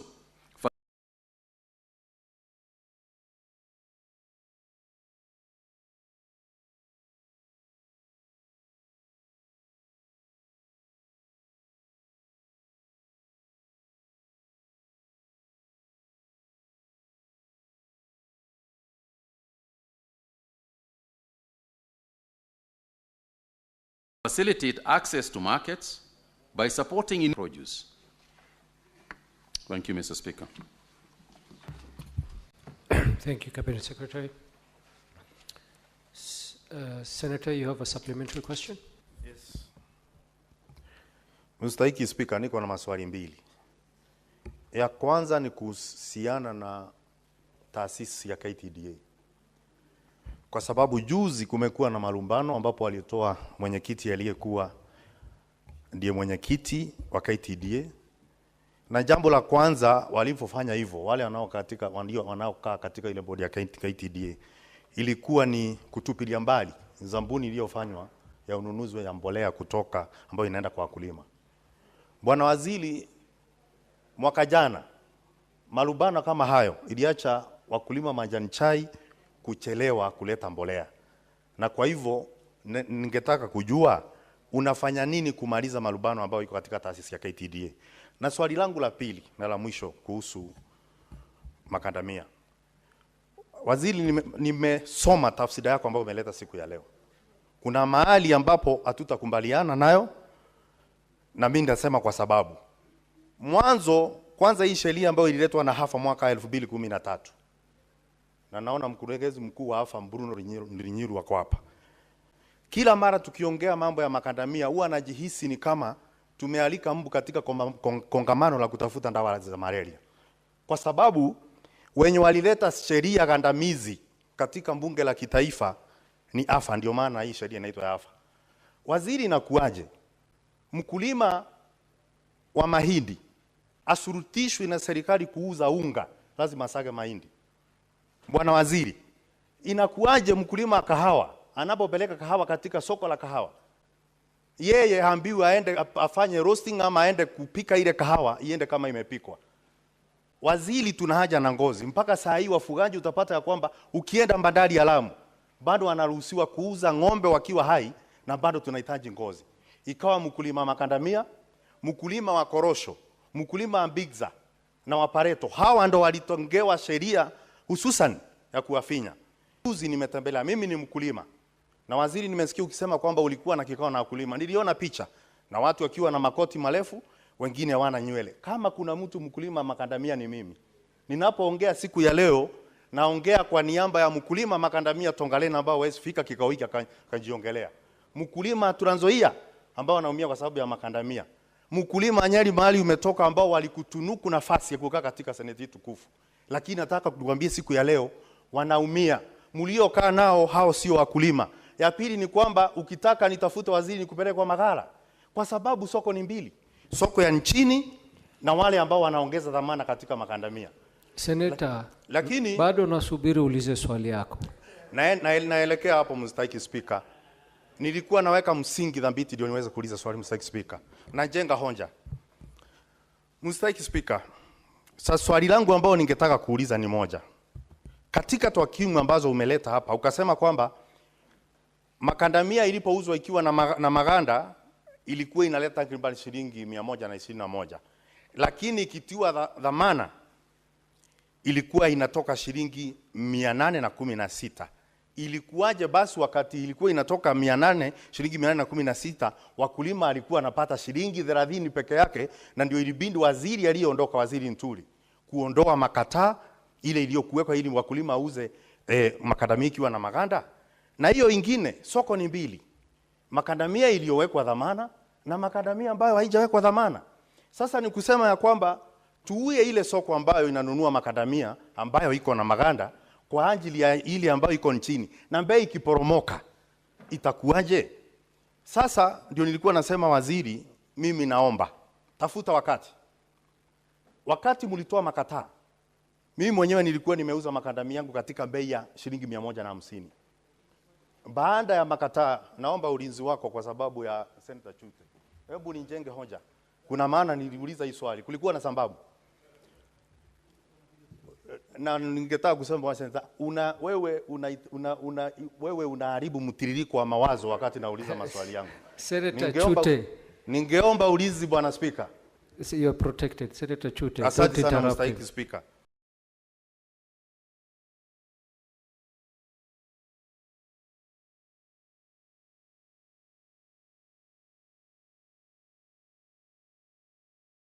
Sasa nilikuwa nasema waziri, tafuta wakazi, kwa sababu wakati mlitoa makataa tayari kuna wale ambao walikuwa wamenunua makandamia na kuyaweka ikiwa na maganda ya kuuza nje. Tuweze kuondoa wale, kama ni Hafa waende watathmini, tuondoe ile makandamia yote yaende, kwa sababu niliporudi tena niliambiwa hata shilingi 80 yangu siwezi kununuliwa. Waziri, shamba langu ni eka zaidi ya 70 na makandamia.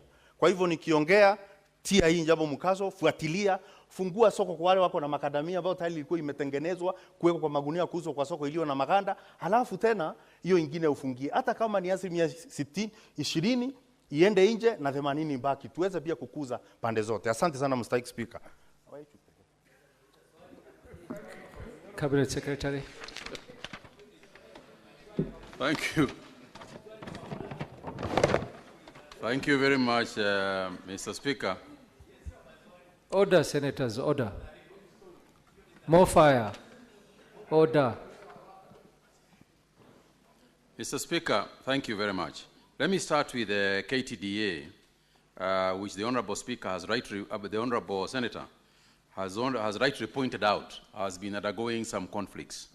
And as you know, Mr. Speaker, the matter of the conflicts in KTDA actually went to the courts in this country and was judged, and indeed a court ruling was made, I think about a couple of days ago. I think it was last week or the week before, when the court held that there is now a substantive chairman at KTDA, and obviously my role in the whole thing, as you know, KTDA is a private outfit which corresponds with the government very, very closely because of its importance to this nation. And therefore, I concur with the Honorable Senator that I will be engaging them very, very closely to ensure stability within KTDA. It is in our interest. It is in the interest of the tea sector.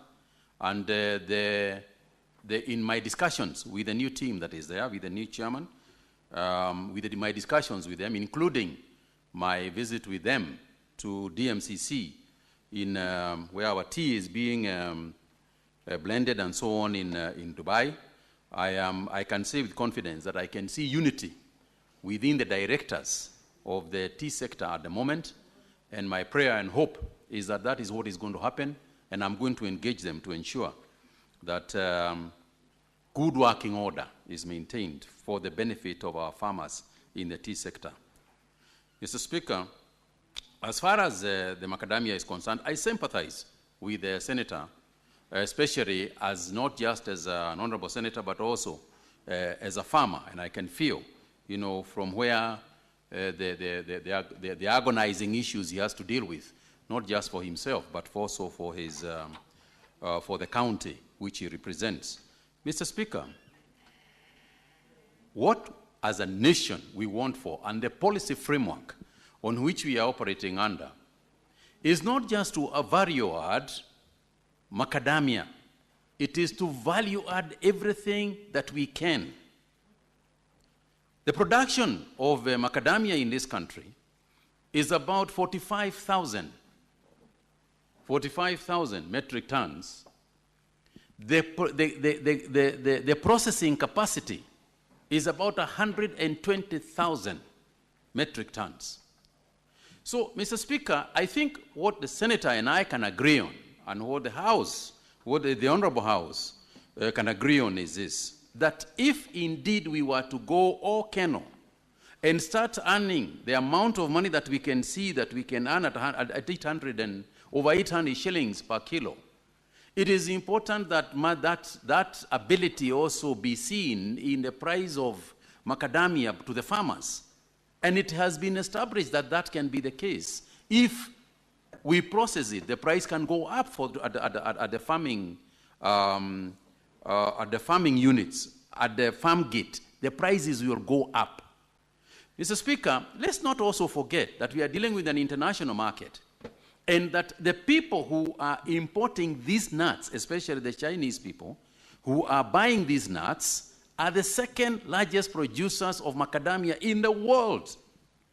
And what they are doing is that in addition to their macadamia, they buy our macadamia. When we process our macadamia, we export directly to the US market and create jobs for our youth. And not just macadamia, I emphasize. Every other crop that we are pushing towards the value chain improvement and ensuring that we are creating jobs, not just in tea, in coffee, in everything else. Even in wheat, we are insisting that we grow our wheat here, and we are in the process of establishing the policy that can help us to do so. So, Mr. Speaker, my view is that yes, I concur with the Honorable Senator that we engage in the discussions on this matter. And I want to engage the industry, and I'll be happy to engage the Honorable Senator to unravel any issues that affect the farmer. I came into this ministry with the policy of enhancing the farming business and especially putting more money in the farmer's pocket. And therefore, I undertake to engage with the industry to see what we can do, but the policy framework does not change. The policy framework remains that we want to process everything in our agricultural production chains here in the country and create jobs for our children. I thank you, Mr. Speaker. Thank you. Asante Waziri.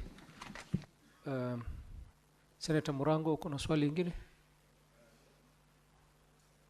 Alafu Senator Murango, unajua umesema wewe ni mkulima wa macadamia.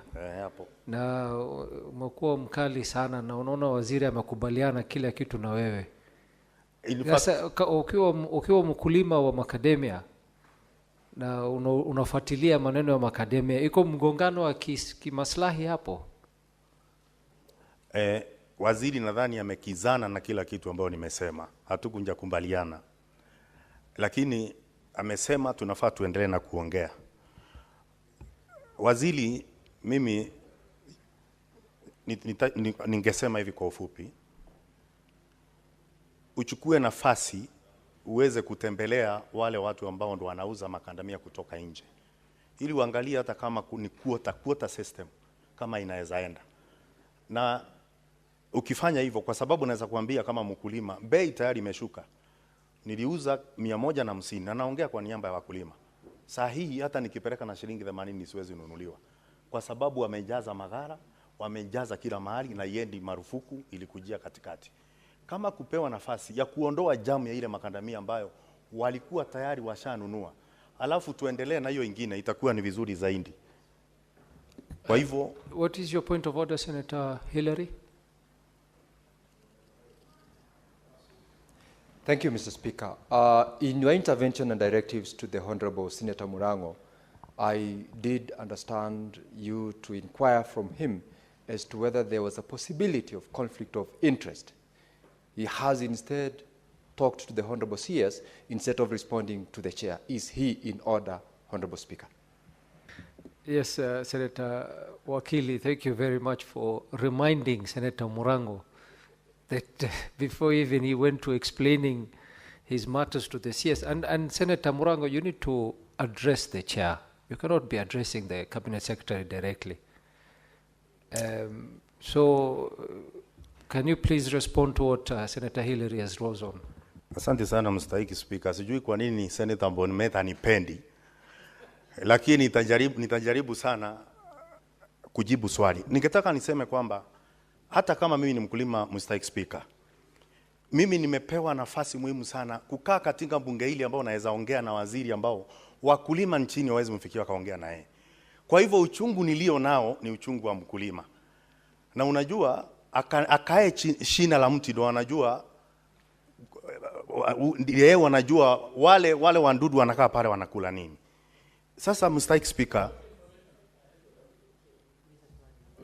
Senator Murango, ungependa kujulishwa na Senator wa Busia? Yes, Senator wa Busia ni rafiki yangu, lakini wakati mwingine anacheche. Kwa hivyo nitamruhusu kidogo aniambie anachotaka kusema. Asante. Sawa, Senator Mutata. Hilo jambo la kwa conflict of interest haliwezi likatokea kwa sababu senator alijipigia kura. Alipenda kupiga kura, alijipigia kura kama mwakilishi wa watu wa eneo lenye anawakilisha. So kupiga ile kura inamaanisha kwamba yeye pia akiwa hapa anajiwakilisha. Kwa sababu alikuwa anachagua mwakilishi na alijichagua kuja kuwakilisha hoja zake hapa kwenye hii bunge. So sioni kama kuna mgongano wowote na Senator Murango. Nadhani wanakusumbua bure. Ulijipigia kura. What's your point of order, Senator Enoch Wambua?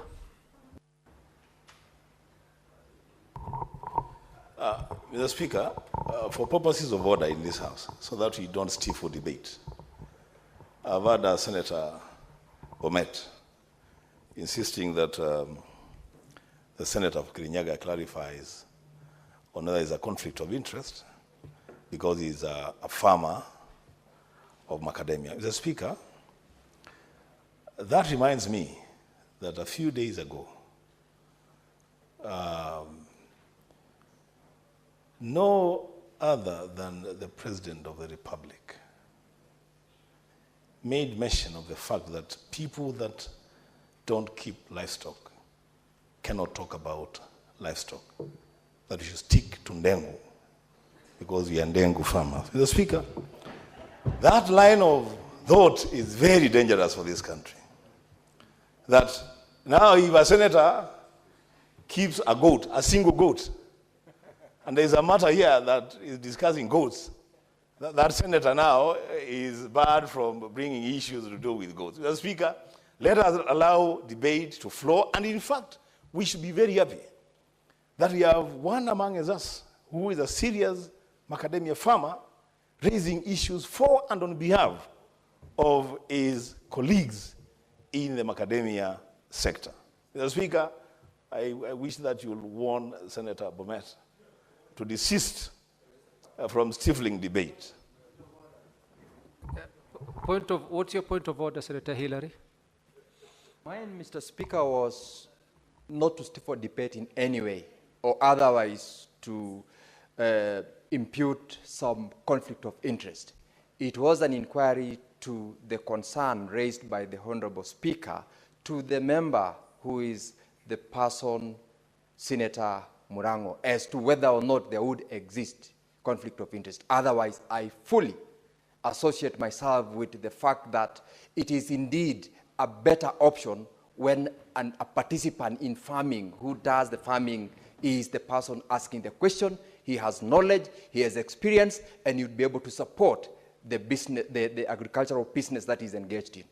Thank you, Mr. Speaker. Very well. What's your point of order, Senator Paul Thangwa? Asante sana Bwana Spika. Nilikuwa na kuomba umwadhibu mwenzetu hapa, lakini amejitetea kwa kusema yale amesema, lakini ni vizuri ijulikane katika jumba hili Bwana Spika, wakati mwingine mawakili wako na madharau.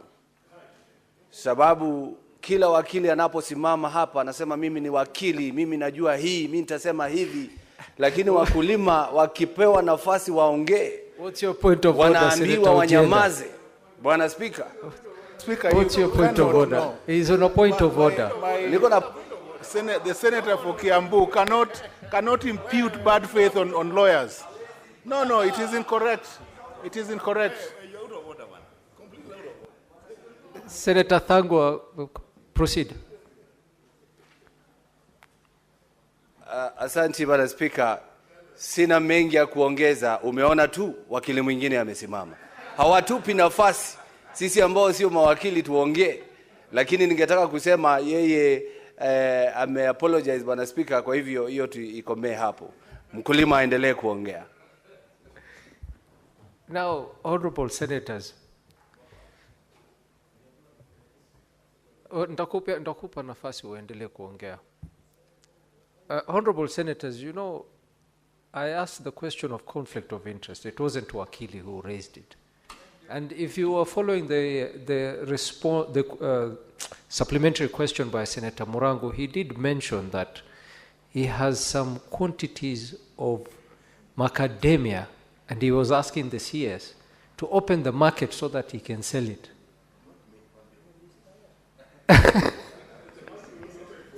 But very well, we will proceed with the supplementary questions. Senator Murango, can you, but this time go straight to the question. Don't lament too much. Asante sana Mr. Speaker, lakini vizuri kusema ya kwamba pia Waziri Sigei ni mkulima majani chai na ndiye amedhamini sheria ama mswada ulioko mbele yetu ya kudhibiti majani chai. Sijui kama yake pia ni kama yangu ama iko namna gani. Lakini vizuri ijulikane hivyo. Mstahiki Spika, mimi nilikuwa namalizia na ninakuuliza waziri, kwa sababu mambo tunaosema ni magumu kufungua soko, lakini nyoka angeficha sumu yake, watu wengi wangemtumia kama kamba. Toa sumu kidogo ili wakulima waweze kufaidika, kwa sababu kwa sasa wakulima wamebaki kula njandala, kukula makombo, kwa sababu wale wakiritimba na wale wanajiita ongeza dhamani ambao kwa katikati. Mstahiki Spika, na kwa hivyo Mstahiki Spika, mimi najua niliyosema na ningetaka niongezee niseme ya kwamba ulioniuliza Mstahiki Spika, mimi sina haja yote, mimi siuzi makadamia katika soko ya nje, na yangu nauza mahali wakulima anauza. Na juzi Mstahiki Spika, mimi nimeuza tani 50 ya makandamia. Kwa hivyo ninapoongea naongea kwa niaba ya ule mkulima mdogo ambaye ako na miti 3 ambaye hawezi kufika hapa akajitetea mbele ya waziri. Naongea kwa wale wakulima wanaoishi katika milima ya Nyambene kule Meru ambao hawezi kutelemuka kuja mpaka Nairobi kujiongelea. Kwa hivyo nisimamapo hapa nitatetea wavuvi, nitatetea wakulima wafugaji wote wale, kwa sababu sisi sote ni Wakenya. Na tunapoondoa ukabila tuondoe na ubaguzi wa wakulima. Kama sheria ipo, iwe kwa mahindi, iwe kwa lima korosho, iwe kwa mkulima makadamia. Na kwa hivyo ndo nilianza kwa kusema sheria katika ibara ya 53 ya kusema makadamia mpaka iuziwe mwenyenye ili iongezwe dhamana. Ni sheria gandamizi, si sheria ambayo iko sawa. Asante sana Mstahiki Spika. Asante Senator Murango, na bado hujauliza swali. So tutachukua maswali mengine kutoka maseneta wengine. Senator Omtata, do you have a supplementary question? Yes, I have a supplementary question for the Honorable Cabinet Secretary. And my supplementary question is that Kenya is not a communist state to be governed in terms of private property to be determined by the state. Article 40 of the Constitution prohibits the arbitrary denial of property rights. So a macadamia farmer is a property rights owner. That property is his. And if the state believes that there's a public purpose to be earned by banning the export of raw macadamia or unprocessed macadamia, then the state has an obligation under Article 40 to compensate the farmers of macadamia the value that they lose by not exporting their macadamia out. They cannot be used as sacrificial lambs to give people employment. When they go to grow macadamia, they grow macadamia to make money.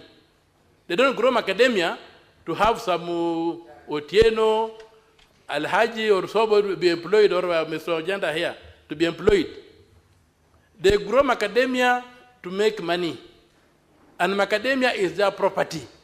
The state has absolutely no right to deny them the maximum benefit of their property. And if there's a public purpose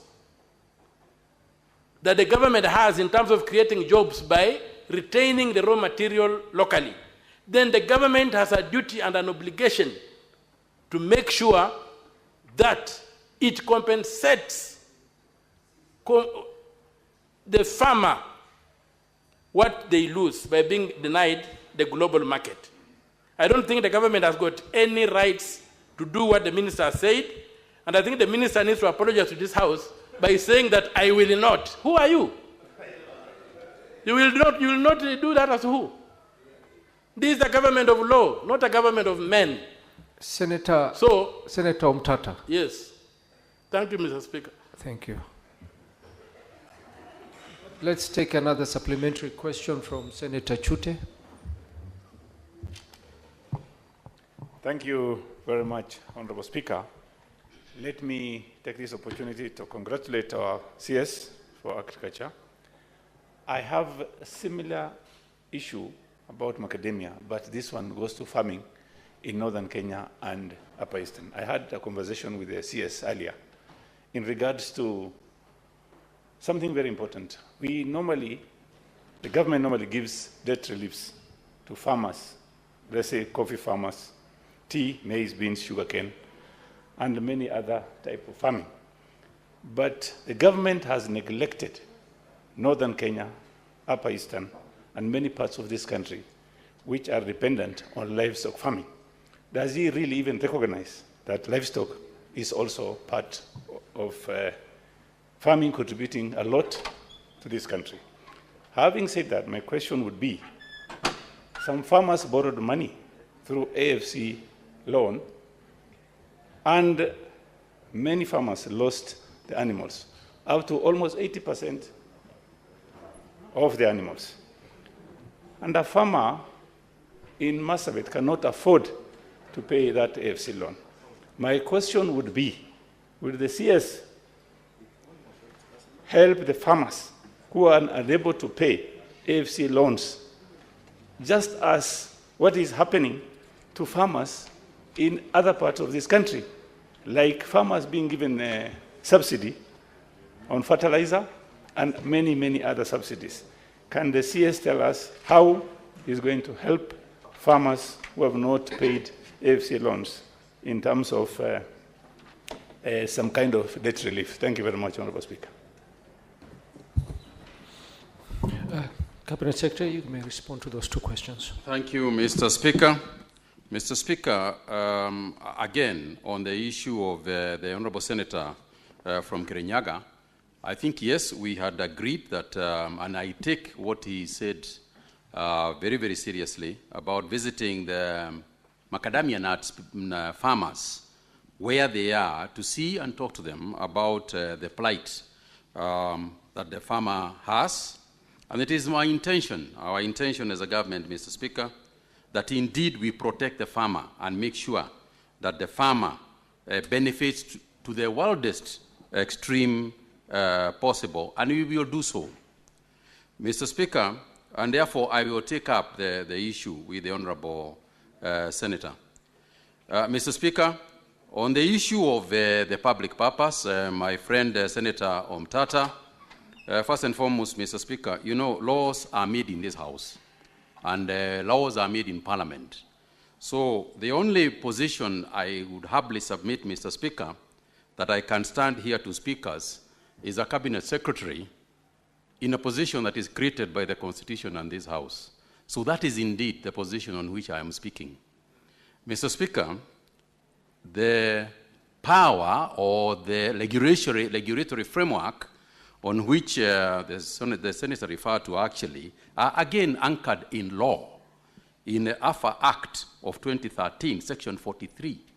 And it is the one that actually allows the Cabinet Secretary for Agriculture, not Mutahi Kagwe, but the Honorable Secretary for Agriculture, to make the pronouncements that I have made. That is the position, and that is who made the pronouncements, not the man from Nyeri, as it were. Mr. Speaker, on the issue of Mr. Shute's question, the Honorable Senator Shute, I think the Honorable Senator, I would like to assure you, beyond any doubt whatsoever, that we consider the livestock industry as crucial, not just as important, it is crucial for Kenya's development.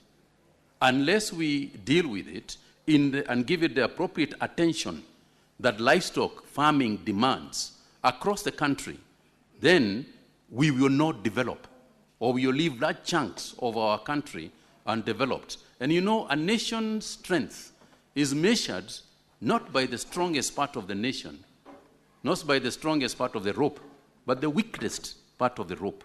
That is how you measure the success of, or otherwise, of a nation. Therefore, I want to assure you, and we have taken serious steps towards livestock farming. As you know, we are in the process of building a large livestock, the Kenya Livestock Industrial Park, that cannot succeed unless we address the issue of livestock farming. And by addressing livestock farming, we are referring to a livestock herder, a person who looks after a cow. That's how far we have to go in order to protect the industry. So I want to assure you, I want to assure the Honorable Senator that it is part and parcel of the issues we consider seriously in the ministry. The second part of the question regarding the Agricultural Finance Corporation loans, again, the Honorable Senator was honest to say that we had a meeting prior to my address here, and we agreed to meet up in another 2 weeks after he gets that information, and I get some information, and see what indeed we can be able to do to help the farming community and the persons who are suffering because of that. They are as important as any other farmer in this republic. I thank you, Mr. Speaker. Thank you. Senator Mwini Haji Mohammed. Thank you, Honorable Speaker. Mine with regard to the tea blending in the country or in Mombasa in particular. Packing paper, which contributes about 75% of the cost, is subjected to import duty of 35%, 25% excise duty, and a 16% VAT, which makes the cost higher for our teas, which we blend and pack in the country, than in other jurisdictions. So what is the government doing in order to lower those taxes so that our teas can be very competitive? Number two, Senator Faki, you're only allowed one supplementary question. Chair, you know, we are hosting, my county is hosting the tea auction, which is one of the biggest auctions in Eastern Africa and Africa as a whole. And, so the counties that don't host tea auctions should not ask hear me questions. First, Chair. We are the biggest in the value chain. We are the biggest very well, ask your question. The value chain. Yes. My second question, Senator Wambua, what's your point of order? Speaker, the Senator for Mombasa is inviting you to act in a very discriminatory manner. There are counties in this country that don't host anything. So when it comes to being given the privilege to ask a second question, what will you do with those senators from those counties, Mr. Speaker? The Speaker ruled the Senator of Mombasa out of order. Let him stick to provisions of Standing Order 51C so that we also make time available to other senators to ask their questions.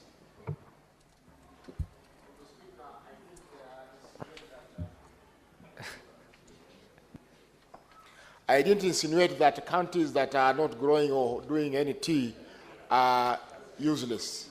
What I'm saying is that as the person who contributes much more on the value chain of tea, I'll be allowed to ask the second question because it is equally important.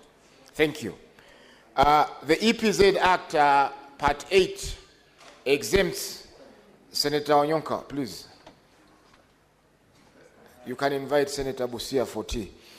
The EPZ Act in Part 8 exempts the EPZ factories from restrictions on import quotas, except for trade in firearms or military equipment and other illegal activities. This enables the factory operator to import inside an EPZ to have flexibility in the importation of, for instance, tea that is not locally available, but which they will use to blend with the teas that are available in Kenya. Now, under the Tea Act 2020, it places the EPZ factories which are doing tea blending and packing under the Tea Board of Kenya jurisdiction.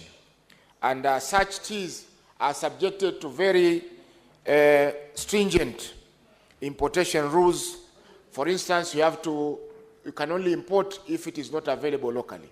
And when you import, it is subjected to analysis on 39 parameters. There are 39 parameters at the cost of the importer.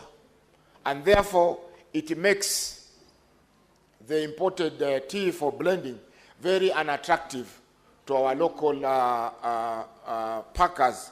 Yet, we need to do value addition here and blending with other teas so that our tea can be competitive and we sell to the niche markets. So what is the ministry doing in order to cure this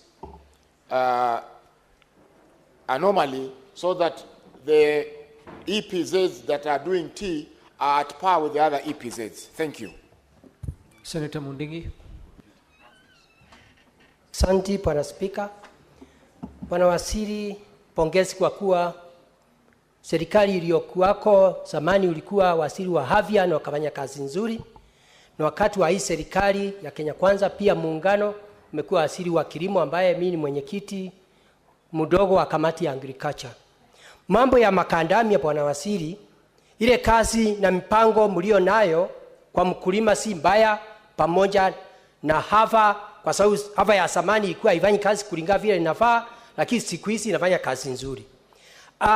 Mipango ya kamati ya agriculture, mambo ya makandamia, wakati tunajua ilikuwa toka shilingi 200 kwa kilo moja, na wakati serikali iliingia ikawa inatoka shilingi 30, lakini serikali ikasikia kilio na ikaongezea muda wa parua mwaka moja, ndio makandamia ikaenda shilingi 120.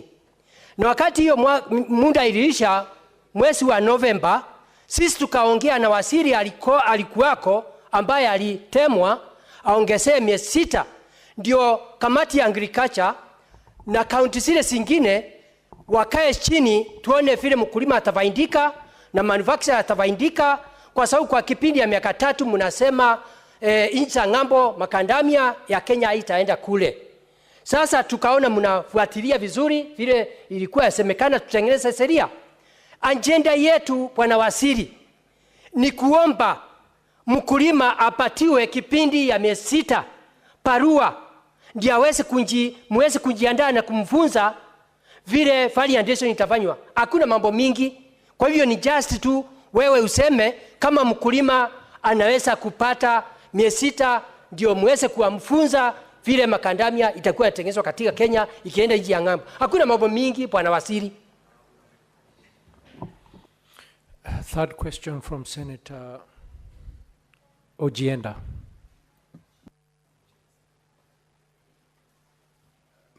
Thank you, Mr. Speaker. My follow-up question is specific to AFA. When the CS was addressing the question of macadamia, he indicated the preparedness of his ministry to deal with several questions, including opening up markets and so on and so forth. The AFA Act deals with scheduled crops under the Crops Act, and we know that recently, Mr. Speaker, and the CS will address this, the Sugar Act 2024 was enacted, and we are now dealing with regulations under the Act. We have 2 statutes underway. We have the Rice Bill under consideration and the Cotton Bill under consideration. Could the Minister explain whether it is the intention or the policy of his ministry to take away crops, scheduled crops, and make them independent and take them away from the administration by AFA under the Act? Or is it the ministry's policy position to consolidate? And how does this impact on the administration and the structure of AFA when crops are taken away and there are specific directors elected or appointed, elected indeed, to represent certain scheduled crops that are now taken away from the administration of AFA? Thank you, Mr. Speaker. You have a point of order, Senator Onyonka. Okay, let's allow the CS to reply to those 3 questions, then we'll take some more supplementary. Cabinet Secretary. Thank you very much, Mr. Speaker. Mr. Speaker, the issue, first and foremost, related to the parking that the Honorable Senator from Mombasa raised in terms of the costs, the sheer cost. I could not agree with the Senator more. This is a matter that we have raised with the Treasury, and I actually raised the matter also in my presentation to the BPS in the National Assembly, that if indeed we want to develop the value chain and we want to pack tea and take it out of the country as packed tea and therefore creating jobs, just like we are trying to do with macadamia, then it follows without saying that the approach of the entire value chain has got to be multifaceted and from a no-government approach. That is to say that you cannot give with one hand and take with the other. So if we want to develop the packing, because packed tea from Kenya, once you pack tea from Kenya, it will be 3 times as expensive as packed tea, for example, in Dubai. And this is as a result of the increased taxes related to packing paper. Therefore, Mr. Speaker, we have engaged the Treasury to ensure that this and other measures, not just this one, these are other measures that can be a hindrance to the value chain development removed. And it's a matter that I have written to and raised. And I would like this House, when it comes to the issue of budgets, supporting budgets, discussing budgets, I would appeal to this House and the National Assembly to also look at it from a holistic perspective, to look at the budgeting process as a holistic approach to resolving the many areas and growth areas that we are looking at as a nation. Mr. Speaker, on the issue of EPZ and the blending of tea, it is indeed true that countries across the world kind of protect what they have first to ensure that the local industry is not affected and people don't come and say that they are blending when, as a matter of fact, they want us to come and utilize it locally. So I agree with you that it is necessary, sorry, I agree with you through the chair, through the speaker, I agree with you that it is necessary to do anything possible, if it means importing and then blending it, creating more jobs in our nation, whether it is coffee, whether it is tea, if it means that we're importing and blending it here, the way they do it, for example, at the DMCC, then it makes sense to us. Because again, we are creating more jobs. And we have done that before. We have done it with the teas from across the world, where the buyers, to create specific teas for buyers overseas, we have imported teas to blend them here. And we would like to blend them here as much as possible, not to blend them out there, because the minute you blend them out there, you export jobs. If we blend them here, we create jobs. So I would like to assure the Senator that, again, the Tea Board is looking at the entire policy framework. Because for me, the sing-song is jobs, jobs, jobs, jobs. As long as we can create jobs, whatever needs to be done, and as long as we can increase our exports, whatever needs to be done, we will proceed to do. Mr. Speaker, and I want also to thank the Honourable Senator, for hosting both the coffee and the tea auctions in Mombasa. That is where we are heading for straight after this discussion to deal with some of those things. Mr. Speaker, on the issue of macadamia, the Senator also raised, the Honourable Senator raised the issue of the solution that lies in terms of the eliminating or getting rid of the current bulk. Because what essentially, I understand you correctly, Senator, is that you are saying that the bulk that is there, the oversupply that currently exists as a result of us stopping the one that was leaving. I think, as I said earlier, the best way is to engage together. And we discuss this matter because there are 2 solutions to it. One solution is what you are proposing. The other solution is to ensure that the persons who are processing, since they are saying they have got 120,000 metric tons capacity to process, and they are saying that the market is wide open and there is demand, then, just like we did with the wheat farms, the best way is to say you are the processors, uptick everything we have got at once, so that we do not have bulk oversupply that is therefore creating a downward spiral in terms of the pricing. But nevertheless, whether it is downwards or otherwise, the price set is a minimum of 100 shillings.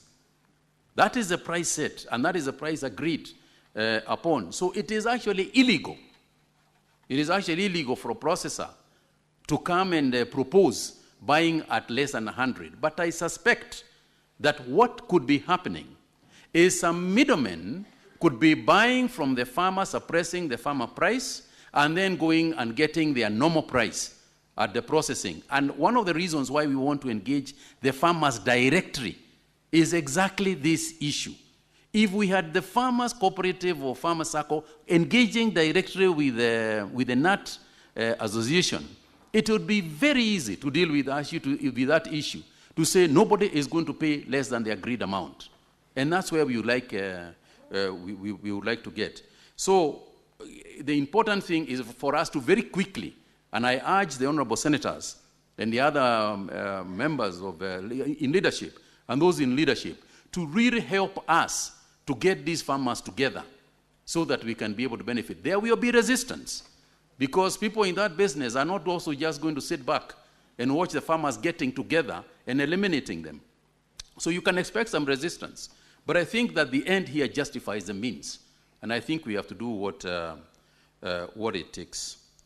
On the issue of the issue raised by the Honorable Senator regarding the Sugar Act and regulations thereof, the policy of the government is to consolidate as much as we can because it makes it easier. It's cheaper for the taxpayer when we consolidate when we as many of the crops, or the scheduled crops as we can. However,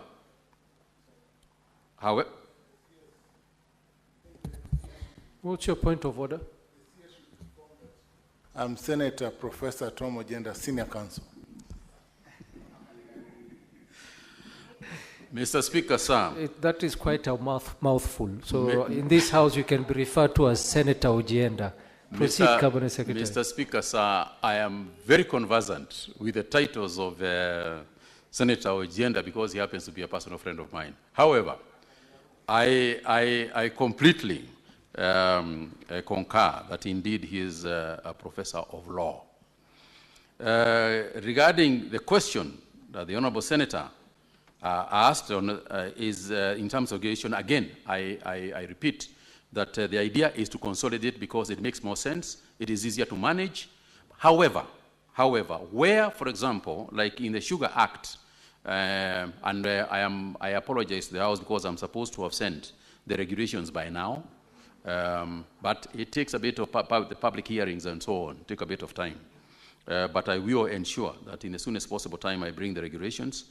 In the case of sugar, for instance, one of the reasons why it is managed the way it is because don't forget, Mr. Speaker, that we are in the process of going into a PPP with various organizations in order to streamline the sugar industry and to ensure that the sugar farmer benefits from bringing in the sugar, farming the sugar, and getting paid, more importantly, bringing the sugar and getting paid for it.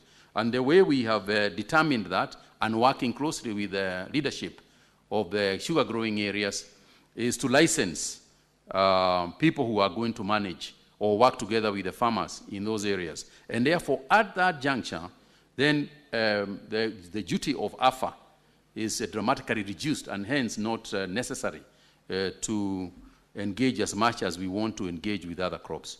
I thank you, Mr. Speaker.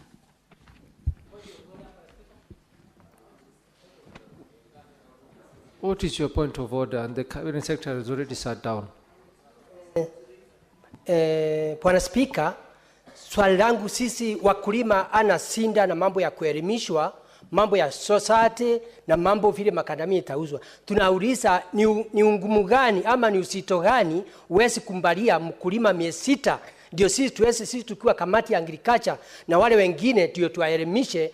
Tunataka makandamia iwe variation kama manjani kama kahawa. Kwa hivyo sisi tunauliza ni ungumu gani uwezi kutoa barua kwa kipindi ya 600. Hiyo ndio swali langu, Bwana Speaker. Okay, Cabinet Secretary. Mr. Speaker, we did agree that vile tumekubaliana ni kwamba tukutane, tusuruhishe hiyo maneno mkutano ile tutafanya, lakini kutoka hapa nilivyo siwezi kuamua mara moja, kwa sababu ni lazima nisungumuze pia na wale wengine, nisungumuze na nyinyi, nisungumuze na academia nas, nisungumuze na wale processors, ndio tusuruhishe hiyo maneno. Asante sana Bwana Speaker. Asante waziri. Senator Esther Okinyuru.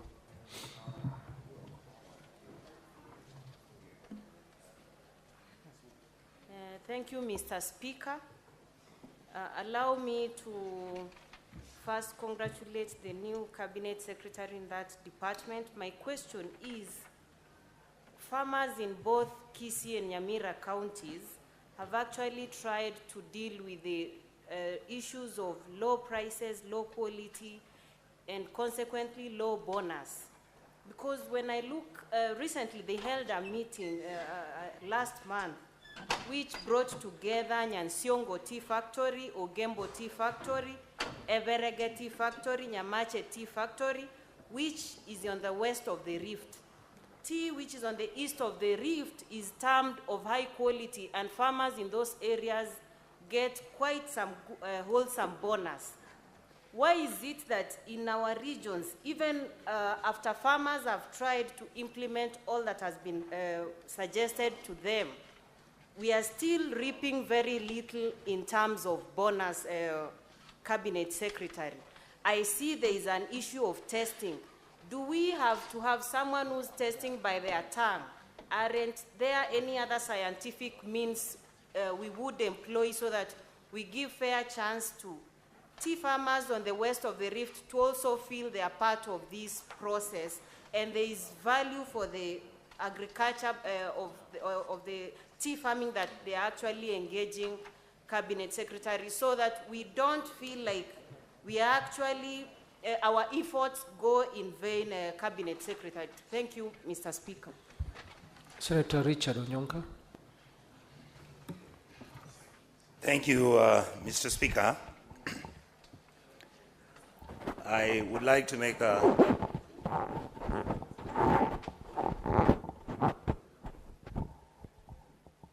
Mr. Speaker, if you will allow me, I would like to first of all congratulate Honorable Mutahi Kagwe, somebody that I know very well and have worked with before.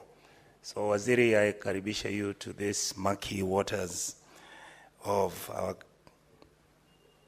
issues. Number two, Mr. Speaker, I have listened carefully what the CS has said, and I wanted to bring him up to speed on something called pyrethrum.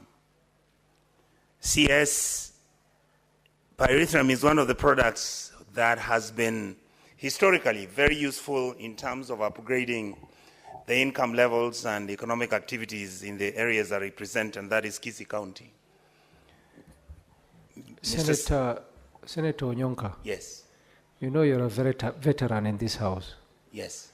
You know very well that you're supposed to ask a supplementary question in reference to the main question that was asked in this house. I was going to bring it with macadamia also. I'm just, I don't know what that means. There is a relationship between pyrethrum and is. macadamia. Yes. Interesting. I would like to hear this. Thank you, sir.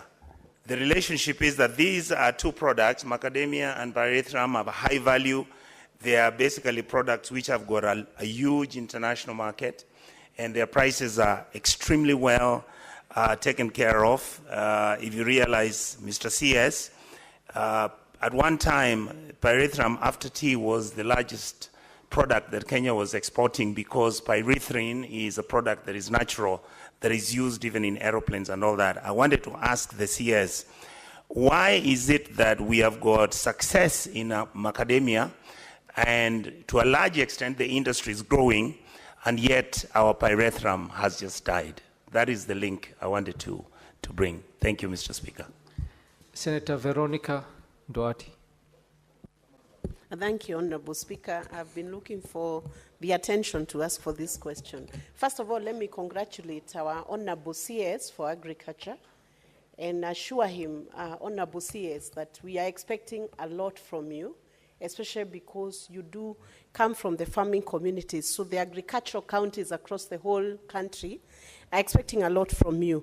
But having said that, I have traveled to the US on several occasions, and I have walked through the largest supply chain, being the Walmart. Our tea products, Honorable CS, I hope your officers can stop distracting you because this is an important question. Our tea products, our coffee products are not in the US market. And Honorable CS, if you listen to some of the questions that are being asked here, it's about the price of that tea commodity, coffee commodity, and the amount of money that is getting into the farmers' pockets. They have a problem. The price that is being paid for tea per kilo is not commensurate to the cost of living. It's not commensurate to the input that is being put in the farms. Honorable Speaker, Honorable CS, what is the ministry doing to ensure that we access better markets, achieve better prices for our coffee and tea products, and how do we ensure that those prices, once they are paid, that they get into the farmers' pockets, and that we reduce the people, middlemen, who are cutting away money from the bonuses and payments that are due to tea, especially the banks which are taking very high interest rates.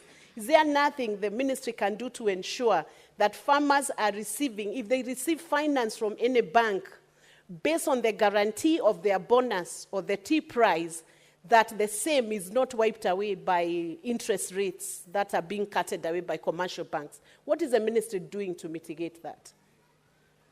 Let's take one more question from Senator Paul Thangwa. Thank you very much, Mr. Speaker. My question, and first of all, is to congratulate the CS in his role as the CS Agriculture. But my question, Mr. Speaker, we understand when this macadamia ban was effected, the good CS was not the CS then. So I would want to urge him, please do not defend this ban. Do not defend it.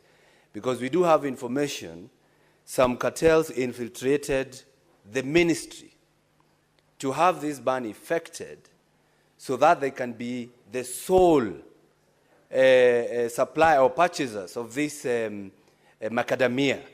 And since they understand the farmers do not have very nice storage facilities, they will sell to them at a throwaway prices. So, Bwana CS, it is my question, because you have said you cannot announce it today here.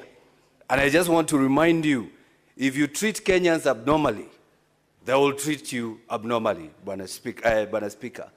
What I would want to urge you, give us a timeline when you're going to consult with Kenyans.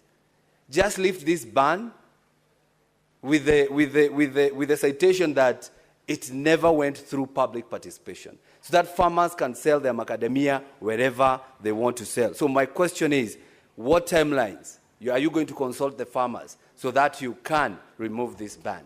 Thank you very much, Bwana CS. One more question from Senator Wafula. Honorable Speaker, thank you for this opportunity once more to appreciate and congratulate the Minister for Agriculture for the appointment and the good job being done currently. Mr. Speaker, my question is in tandem and in line with what my friend Senator Onyonka had just put down, that the tea industry, I can see here the stakeholders are clearly comparing notes and exuding confidence on the content about tea. Waziri, I want to request that this similar engagement that is being seen on the tea sector can be extended to the coffee sector in the western part of the Republic of Kenya. Because the coffee farmer in the western circuit and North Rift, Waziri, most of them are not getting anything above 80 shillings as the prices as ought to be. And I'll be glad as a member and the chair of agriculture to organize sessions and platforms in the Western Belt to articulate that particular matter. And as you all know, Honorable Waziri, the production of, good production of coffee, tea, maize, and all that goes in line with fertilizer. I will also want to request that that particular part of the country should be addressed, and specifically my concern is in Mount Elgon region, because they don't have the last mile connectivity of fertilizer to Cheptai's Kapsakwony zone, and looking forward to that engagement. And finally, what is your ministry doing to prop up macadamia farming in Bungoma County, Western Region, and in particular Tongareni constituency, where macadamia is farmed, but we have never seen the foot of government on the ground? Thank you, Waziri. What's your point of order, Senator Faki?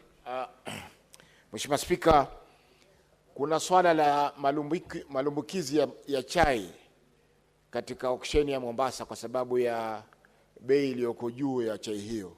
Je, waziri atafanya nini kuhusiana na swala hilo? Na vile vile pia serikali ilitoa mwongozo kwamba kunywa chai maofisini imefungwa kwa sababu ya mambo ya kukaza mshipi. Je, kuna mipango ya kuondoa agizo hilo ili chai iweze kununuliwa kwa wingi na watu waweze kunywa chai katika maofisi? Asante. Cabinet Secretary. Let me deal with it's quite a number. Thank you very much, Mr. Speaker. From the outset, the last question, tungetaka sana watu wakunywe chai sana maofisini na nyumbani, lakini wajua saa ingine hela inaleta shida, na sio tu nyumbani, hata kwa serikali saa ingine inaleta shida. Na tukinywa sana tunaletwa hapa tuzungumzie hiyo maneno na fedha hizo zilitoka wapi na tunapoteza pesa namna gani na kunywa chai. Kwa hivyo bwana senator, hiyo inakata na njia mbili, lakini sana sana we would like to encourage people to have as much tea as possible. Mr. Speaker, I will not go by any particular order because there's quite a number of issues to respond to, but I'll try and put some system into it. First and foremost, the issue of Senator Onyoka's issue regarding pyrethrum, and you are right, Mr. Speaker, I had not actually prepared myself to speak on the issue of pyrethrum because I was coming to speak on the issue of tea and macadamia. But I'll say this to the Honorable Senator, that it is true that there needs to be some attention given to the area of pyrethrum, and the government through AFA is actually looking at pyrethrum. In fact, I've gotten some letters from pyrethrum farmers who want me to go and see them and discuss various things, including payments that apparently that they have not received for a while. So I am alive to the fact that there are issues regarding both pyrethrum and cotton that we need to visit the areas and address. And I undertake to do so. But however, having said that, the prices of pyrethrum through the AFA offices have actually been going up over the last 3 years. And you will recall that the pyrethrum issue started deteriorating because of inconsistencies of production. The markets that we were serving in the United States started looking elsewhere. So if we go into this, one of the issues that we'll have to address very carefully is consistency in production. That once we introduce ourselves to a market, we must consistently supply that market. Because what happens is that once you break the supply, then the markets look elsewhere, and it becomes very difficult to reintroduce them back to ourselves. So we need to look at both growing as well as the stability in the market. However, AFA is in fact providing dryers, among other inputs, to try and help the pyrethrum sector, and also working on the markets that we have. I undertake, as I said, it is not something I was quite ready to respond to, but I agree with the attention that it deserves. And in the issue of the quality of tea, again, in response to the quality, which I had alluded to in the discussion that I had, actually testing has got nothing to do with the quality, and the testing cannot improve or otherwise the quality. What is going to improve the quality is the crop husbandry and what we do all the way from how we plant and treat the tree, how we especially harvest the tea. Because what has been happening in some of those areas, and that is why in the area address that we made, we banned hawking. And one of the reasons we banned hawking is that once hawkers come into the market, what they are doing is that, and you have heard about it, Honorable Speaker, you have even heard about theft of tea in the Kericho area and other areas, theft of tea. People even plucking tea at night. You know, when that tea comes, because you are unable to tell which part of which tea is that. So what happens is that one bunch spoils the whole, you know, one apple, so to speak, as the song sang. One apple spoils a whole bunch of apples. So if we get one or two errant traders or hawkers bringing in tea that is not good, it messes with the whole crop. So it is in the interest of leadership, it is in the interest of farmers, and we have directed the Kenya Tea Board to ensure that this is done, that restriction, the issue of harvesting is harvested properly. If that is done, there should be no difference in terms of the quality of tea. So, and let's not forget that the buyer of these teas is not ourselves. You know, Kenya is a very small market for our tea. The larger part of our tea market is overseas, and they determine the teas that they want to buy, not us. KTDA does not determine who is going to buy the tea from Egypt. They will simply come and choose their own tea and take it. That's the market. So the issue of the quality is something for us to address, both as farmers, even a security issue, because it is currently even a security issue, where people are stealing tea from farms. So I agree with the Honorable Senator that there is some work to be done there, but the policy framework that we have introduced, some of which I have announced even today earlier, is what is going to be the answer to some of those differences in the tea quality, east, west, north, south, particularly in the west. But the gap is not that big. We just need to be a bit more strict and firm, because what happens is that when you ban hawking, then somebody somewhere who has got that kind of business starts to put political pressure so that we open hawking, you know, and then we go back to square A. So I would like also the support of the House to ensure that when we take those measures, that we stick to them.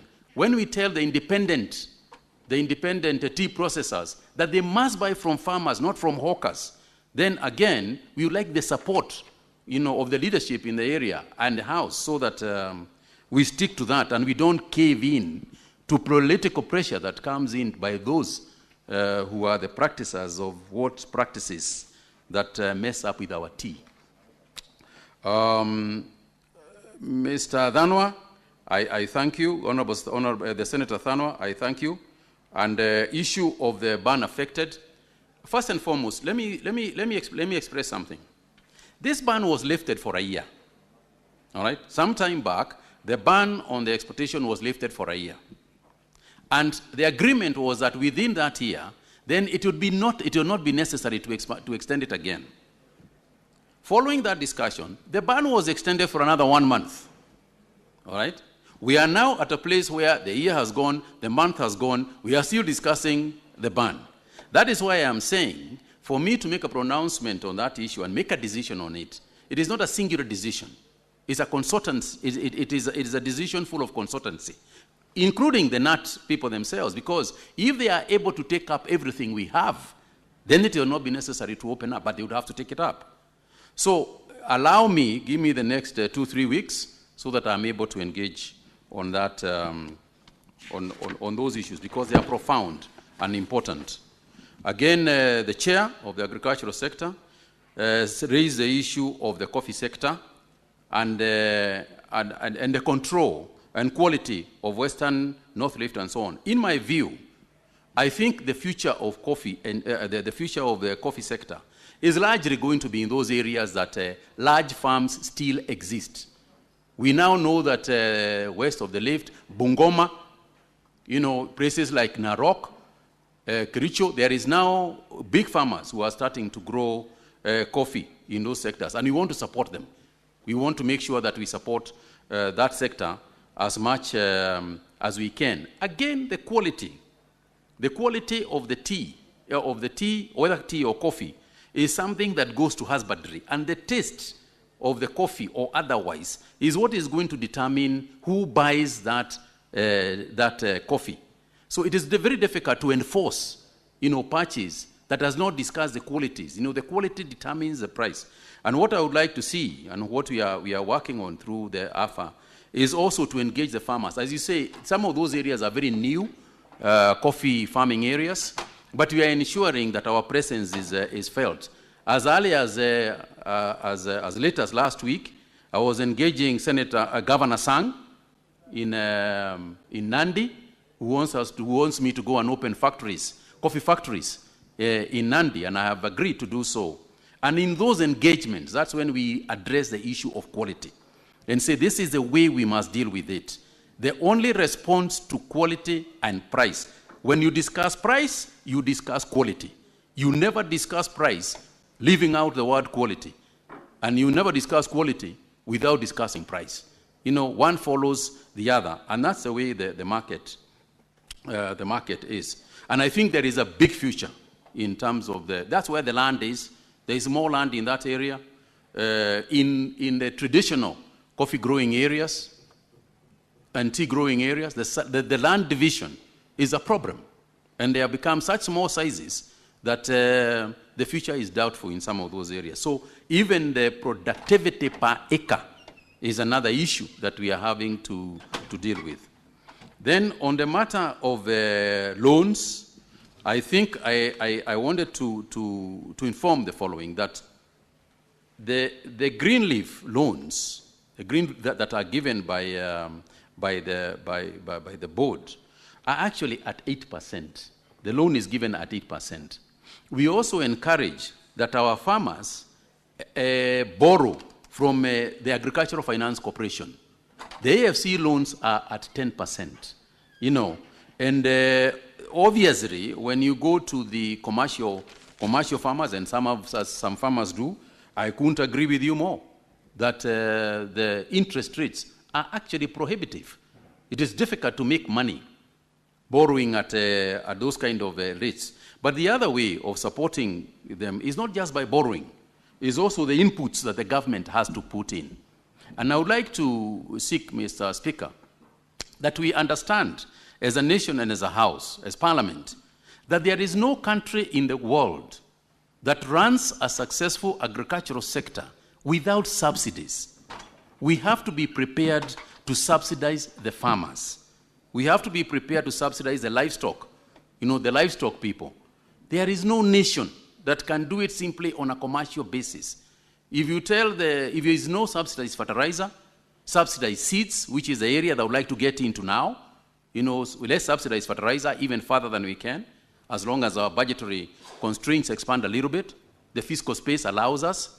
Let's give more money to subsidies in terms of all inputs that we have. Let's remove any taxes thereof for farm inputs. That way we can compete effectively and our farmers can earn something. But let's not forget that a French cow is subsidized to the tune of $2 per day. $2 per day. That is the competition we have out there. So let's never kid ourselves that if we leave our farmer to the free market, they will survive and expand and grow. That's not going to happen. And it's not just the small-scale farmers, even the large-scale farmers, because some crops like wheat are grown in large scale. They are not grown in small scale.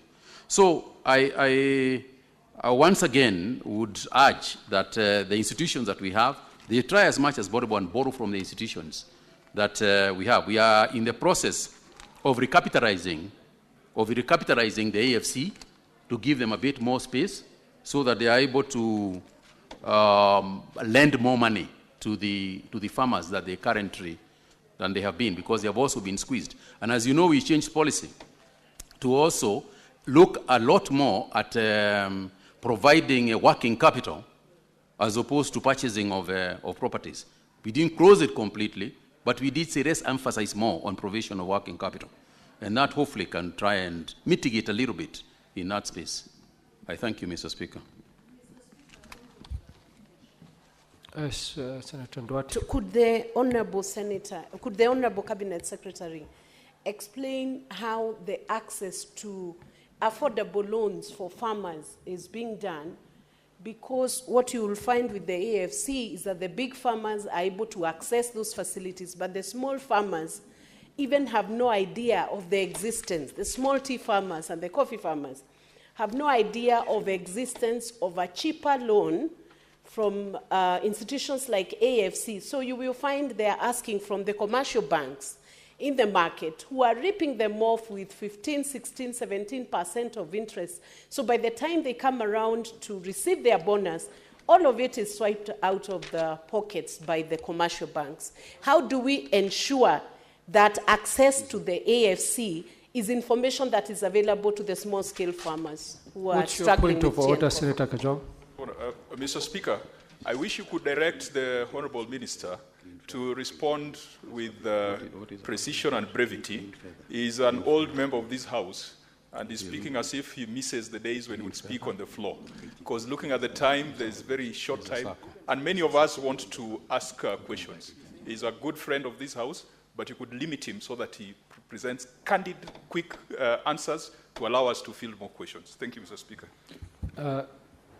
Let's, Cabinet, Senator Ndwati, I think the CS will respond to your clarification after taking these two last questions from the House.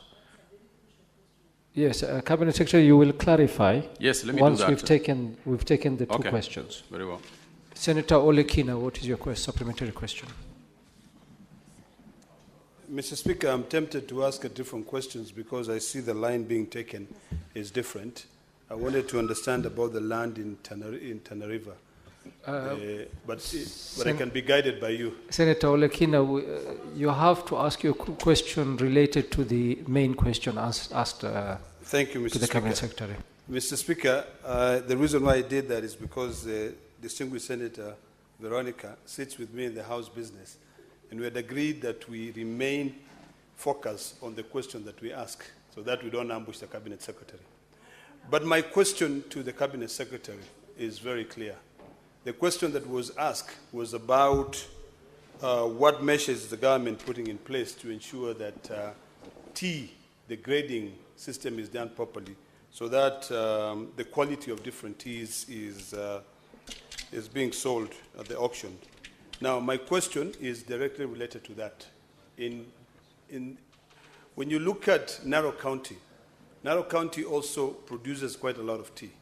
Is there any measures being put in place by the government to ensure that tea, which is produced from different climates, Narok County has a different climate. It has almost like tropical, it's got highlands, it's got lowlands.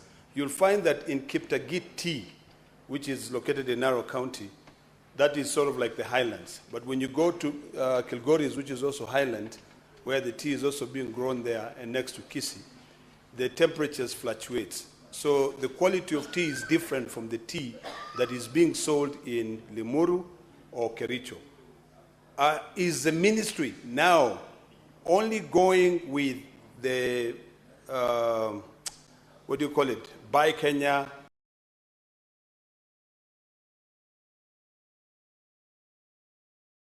products of Kenya, or are we going down to the level of counties where we say this tea is from Narok County, the Masai Mara region, or it's from Kericho, so that when people are buying, we can also be able to price it better? And finally, on the same question, which is the same question. Only one question, Senator. You know that very well. Senator Wamatinga. Thank you very much, Mr. Speaker, for giving me this opportunity. Let me start by kicking off by saying I want to take this opportunity to congratulate CS. Indeed, he's brought in the many years' experience into the sector, and we'll be looking forward to bringing the agricultural sector, in which I sit in the committee in the Senate. Having said that, would the CS tell us whether he's planning on to the fact that we have neglected research, and especially more specifically on the macadamia, to provide seedlings that have been improved, especially in regions like Nyeri that does very, very well, but because of the diversity of the climatic conditions, we find that we need to have almost a sub-county specific seedlings that will do well there. And would Basiri tell us whether he's planning to introduce these seedlings and whether he's also planning to work with the institutions of higher learning to provide further research on the seedlings that we provide. Thank you, Mr. Speaker, sir. Senator Kajwang. Mr. Speaker, I'm happy to hear from the CS with whom we have served in this House, and his voice rings in very familiar tones. He has talked about subsidies, and he has emphasized that every economy, every sector, subsidies must be there. I want to ask the Minister, what is our current agricultural policy? When Mwai Kibaki was president, we had the strategy for revitalization of agriculture, and the minister was in the cabinet. That strategy talked of consolidation, and we ended up with AFA. Today, AFA is dead. Almost every other crop has divested from AFA, the latest being cotton. Tea has divested, fisheries has divested. We have not processed in this House a sessional paper on agricultural policy, Mr. Speaker. The Foreign Affairs Ministry brought a sessional paper on Kenya's foreign policy. Agriculture is so important, contributing to 33% of our GDP, that we cannot allow agricultural sector policies to be driven by individual ministers. Mr. Speaker, we have had almost 5 ministers in that space in a period of 6-7 years. And every one of them comes with a personal passion. It cannot be run by personal passions. It should be run through a coherent policy that has even been processed by Parliament as a sessional paper. Could the minister confirm to this House that he will bring that policy to this House to be considered alongside the other policies that the executive has brought? Because it looks like the agricultural sector is running on autopilot or running on the whims of the minister and the whims of the president. Thank you, Mr. Speaker. Cabinet Secretary. Thank you very much, Mr. Speaker. Let me start with the last one and then build up to the other ones and to confirm 2 things. First, AFA is not dead. My friend, the Senator Honorable Kajwang, knows well that AFA is not dead. AFA is very much alive, and it is holding quite a few, quite a bit of work that it is currently working. Now, on the issue of consolidation or otherwise, Mr. Speaker, this responsibility of disintegrating this is both the responsibility of the national government as well as interest groups. Mr. Speaker, when you look at the bills that are brought to these houses, the bill that have been brought on coffee, the bill that was brought on sugar, the bill that was brought on cotton and pyrethrum and so on, these are bills that are brought to this house. And in fact, in my BPS address to the National Assembly, I asked for protection of the same, to say that let us not disintegrate, because once we go that direction, then you'll have so many institutions that are going to exist all over the place, it will be impossible to manage it. So one of the policy issues is to ensure that we stay consolidated rather than expanded, rather than disintegrated. So I think the Honorable Kajwang, as the Senator knows through the Speaker, is that in the last 1 month, we have been trying to do some of the work that you have actually proposed. And the policy aspects is one of the areas that I'm looking at. So yes, I can confirm to you that it is not an area that we are ignoring. I think we have to have a framework where whoever is there, whoever sits on the seat, can continue with the work that is there based on a certain framework of work that we are doing. For me, as I said during my interview here, is one of the issues that we are really concerned about and shifting policy towards is the issue of value adding in everything that we have got, and it was there also in the years that you are referring to, because I haven't been there.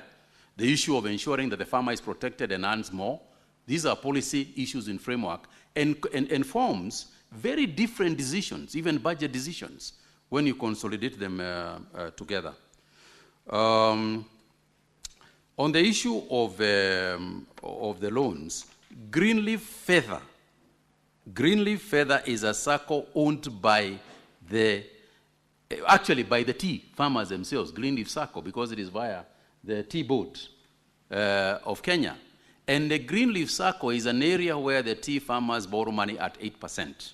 So they don't have to go for their inputs to central, to commercial banks and pay as much as 18%. But I agree with the Honorable Senator that it is not always that they get opportunities to do so. My senator Honorable Amatinga, it's true that we are looking at macadamia holistically. We are supplying macadamia seedlings. And indeed, there is quite a bit that people have come around and collected. And I can promise you that even Nyeri County will not be left behind in the supply of macadamia seedlings. I am not sure whether, Mr. Speaker, the Honorable Orekina, my friend, Senator of Narok, the tea sector, and I want to congratulate the Narok County for the fact that they have gone into serious tea farming. But as you know, what happens is that at the auction is where the teas are blended, and they are blended for specific reasons. So the tea from Narok, for example, might be blended with a tea from somewhere else, depending, and I had answered this question actually a bit earlier in the session, depending on who wants what. The Turkish people, for example, might come and they want a specific taste of tea. So you take, for example, the Narok tea and blend it with another tea so that they can produce the taste required for a specific market. And when we sell tea from Kenya, we have encouraged very much the issue of saying that this is Kenya tea, Kenya tea, Kenya tea, Kenya tea. However, there are individuals who are now promoting tea as Kenya tea, but also specific to other areas. But we would encourage that the brand Kenya tea be first and foremost the song that you like to sing. I thank you, Mr. Speaker. Yes, Senator Eddie Kokech. Mr. Speaker, just a clarification on what the good senator from Homa Bay had asked. I don't feel like it has been exhaustively answered. Number one, what is the basis of the minister telling the House that AFA is not dead? Can he confirm to this House whether AFA has got a board? Can he confirm to this House whether AFA has got regulations that are established in the last 10 years that are clear to the nation?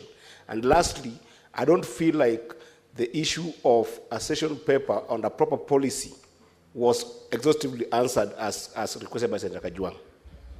And timelines for that. Cabinet Secretary. Mr. Speaker, thank you very much. On the issue of AFA, AFA has a board, actually, which was brought in last year. It was actually made just before. The board was announced last year, and the DG also announced last year, and the DG is here with me. So I can assure you that the AFA is very much alive, and is undertaking, and his work, and is undertaking. Mr. Speaker, that could very well be true, but the fact of the matter is that it is alive and kicking. I can assure you, it is alive and kicking. And very soon you'll be hearing very loud things that are coming from it. Yes, I had spoken about the regulations and said that and I'd apologize that the regulations were delayed, but I undertook to bring it to this House ASAP. You did speak about the issue of Homa Bay, the issue regarding Homa Bay. I think I comprehensively, addressed the issue because the matter that had been raised was the issue of what we are doing about the coffee, the encouragement of the coffee, and so on in that area. And we agreed that we are very happy and very excited. As you know, Kenya used to be one of the largest producing coffee countries in the world. We are now down to number 7, even within the region. So we are excited about the fact that there are new areas that are opening up for coffee growth. However, we must also accept the fact that there will be necessary training, to go along with it because of the various quality issues that I raised. That it is not enough that we plant coffee or tea or whatever else. There has to be training so that we plant coffee that produces good quality. And everything else around it will be done. As for the session of paper and the work that is going on, I need time, Mr. Speaker, to also look at what exists in the ministry. You know, I have to look at what has been done. I have got the session of paper that the Honorable Kajwang referred to, the session of paper that was worked on during the previous administration, where I also served and helped in crafting the same session of paper that we are talking about. So I've got those papers, but I need time in order for me to process and look at what new things ought to be done, given the changes that have also happened globally and how our markets are being involved. There was no very serious challenges in terms of environmental issues during that session of paper. Now there is. ICT was not a very crucial issue during the making of that session of paper. Now it is. Areas that were not growing certain crops are growing the crops now. So there is work to be done in terms of the development of that. And I would like to seek time in order for me to do that. I thank you, Mr. Speaker, and I thank the honourable senators. Thank you very much, Cabinet Secretary. We have come to the end of your question time. I would like to take this opportunity on my behalf and on behalf of the House to first and foremost congratulate you for your new appointment to as a Cabinet Secretary for Agriculture and Livestock Development, and to wish you all the best in your duties in serving this country and ensuring that we get agriculture back to where it was before. Cabinet Secretary. Thank you very much, and you may take your leave. Honourable Senators, we will proceed to the next order. Order number 8, motion reports of the 6th and 7th, 63rd and 64th sessions of the OACP Parliamentary Assembly and the 43rd and 1st sessions of the APCU Joint Parliamentary Assembly held in Brussels, Belgium, and Luanda, Angola, respectively. I think Senator Kathur is not here. We shall defer it. Next order. Order number 9. Motion, report of the 9th Interparliamentary Global Conference of Young Parliamentarians held in Hanoi, Vietnam, from 16th to 17th September 2023.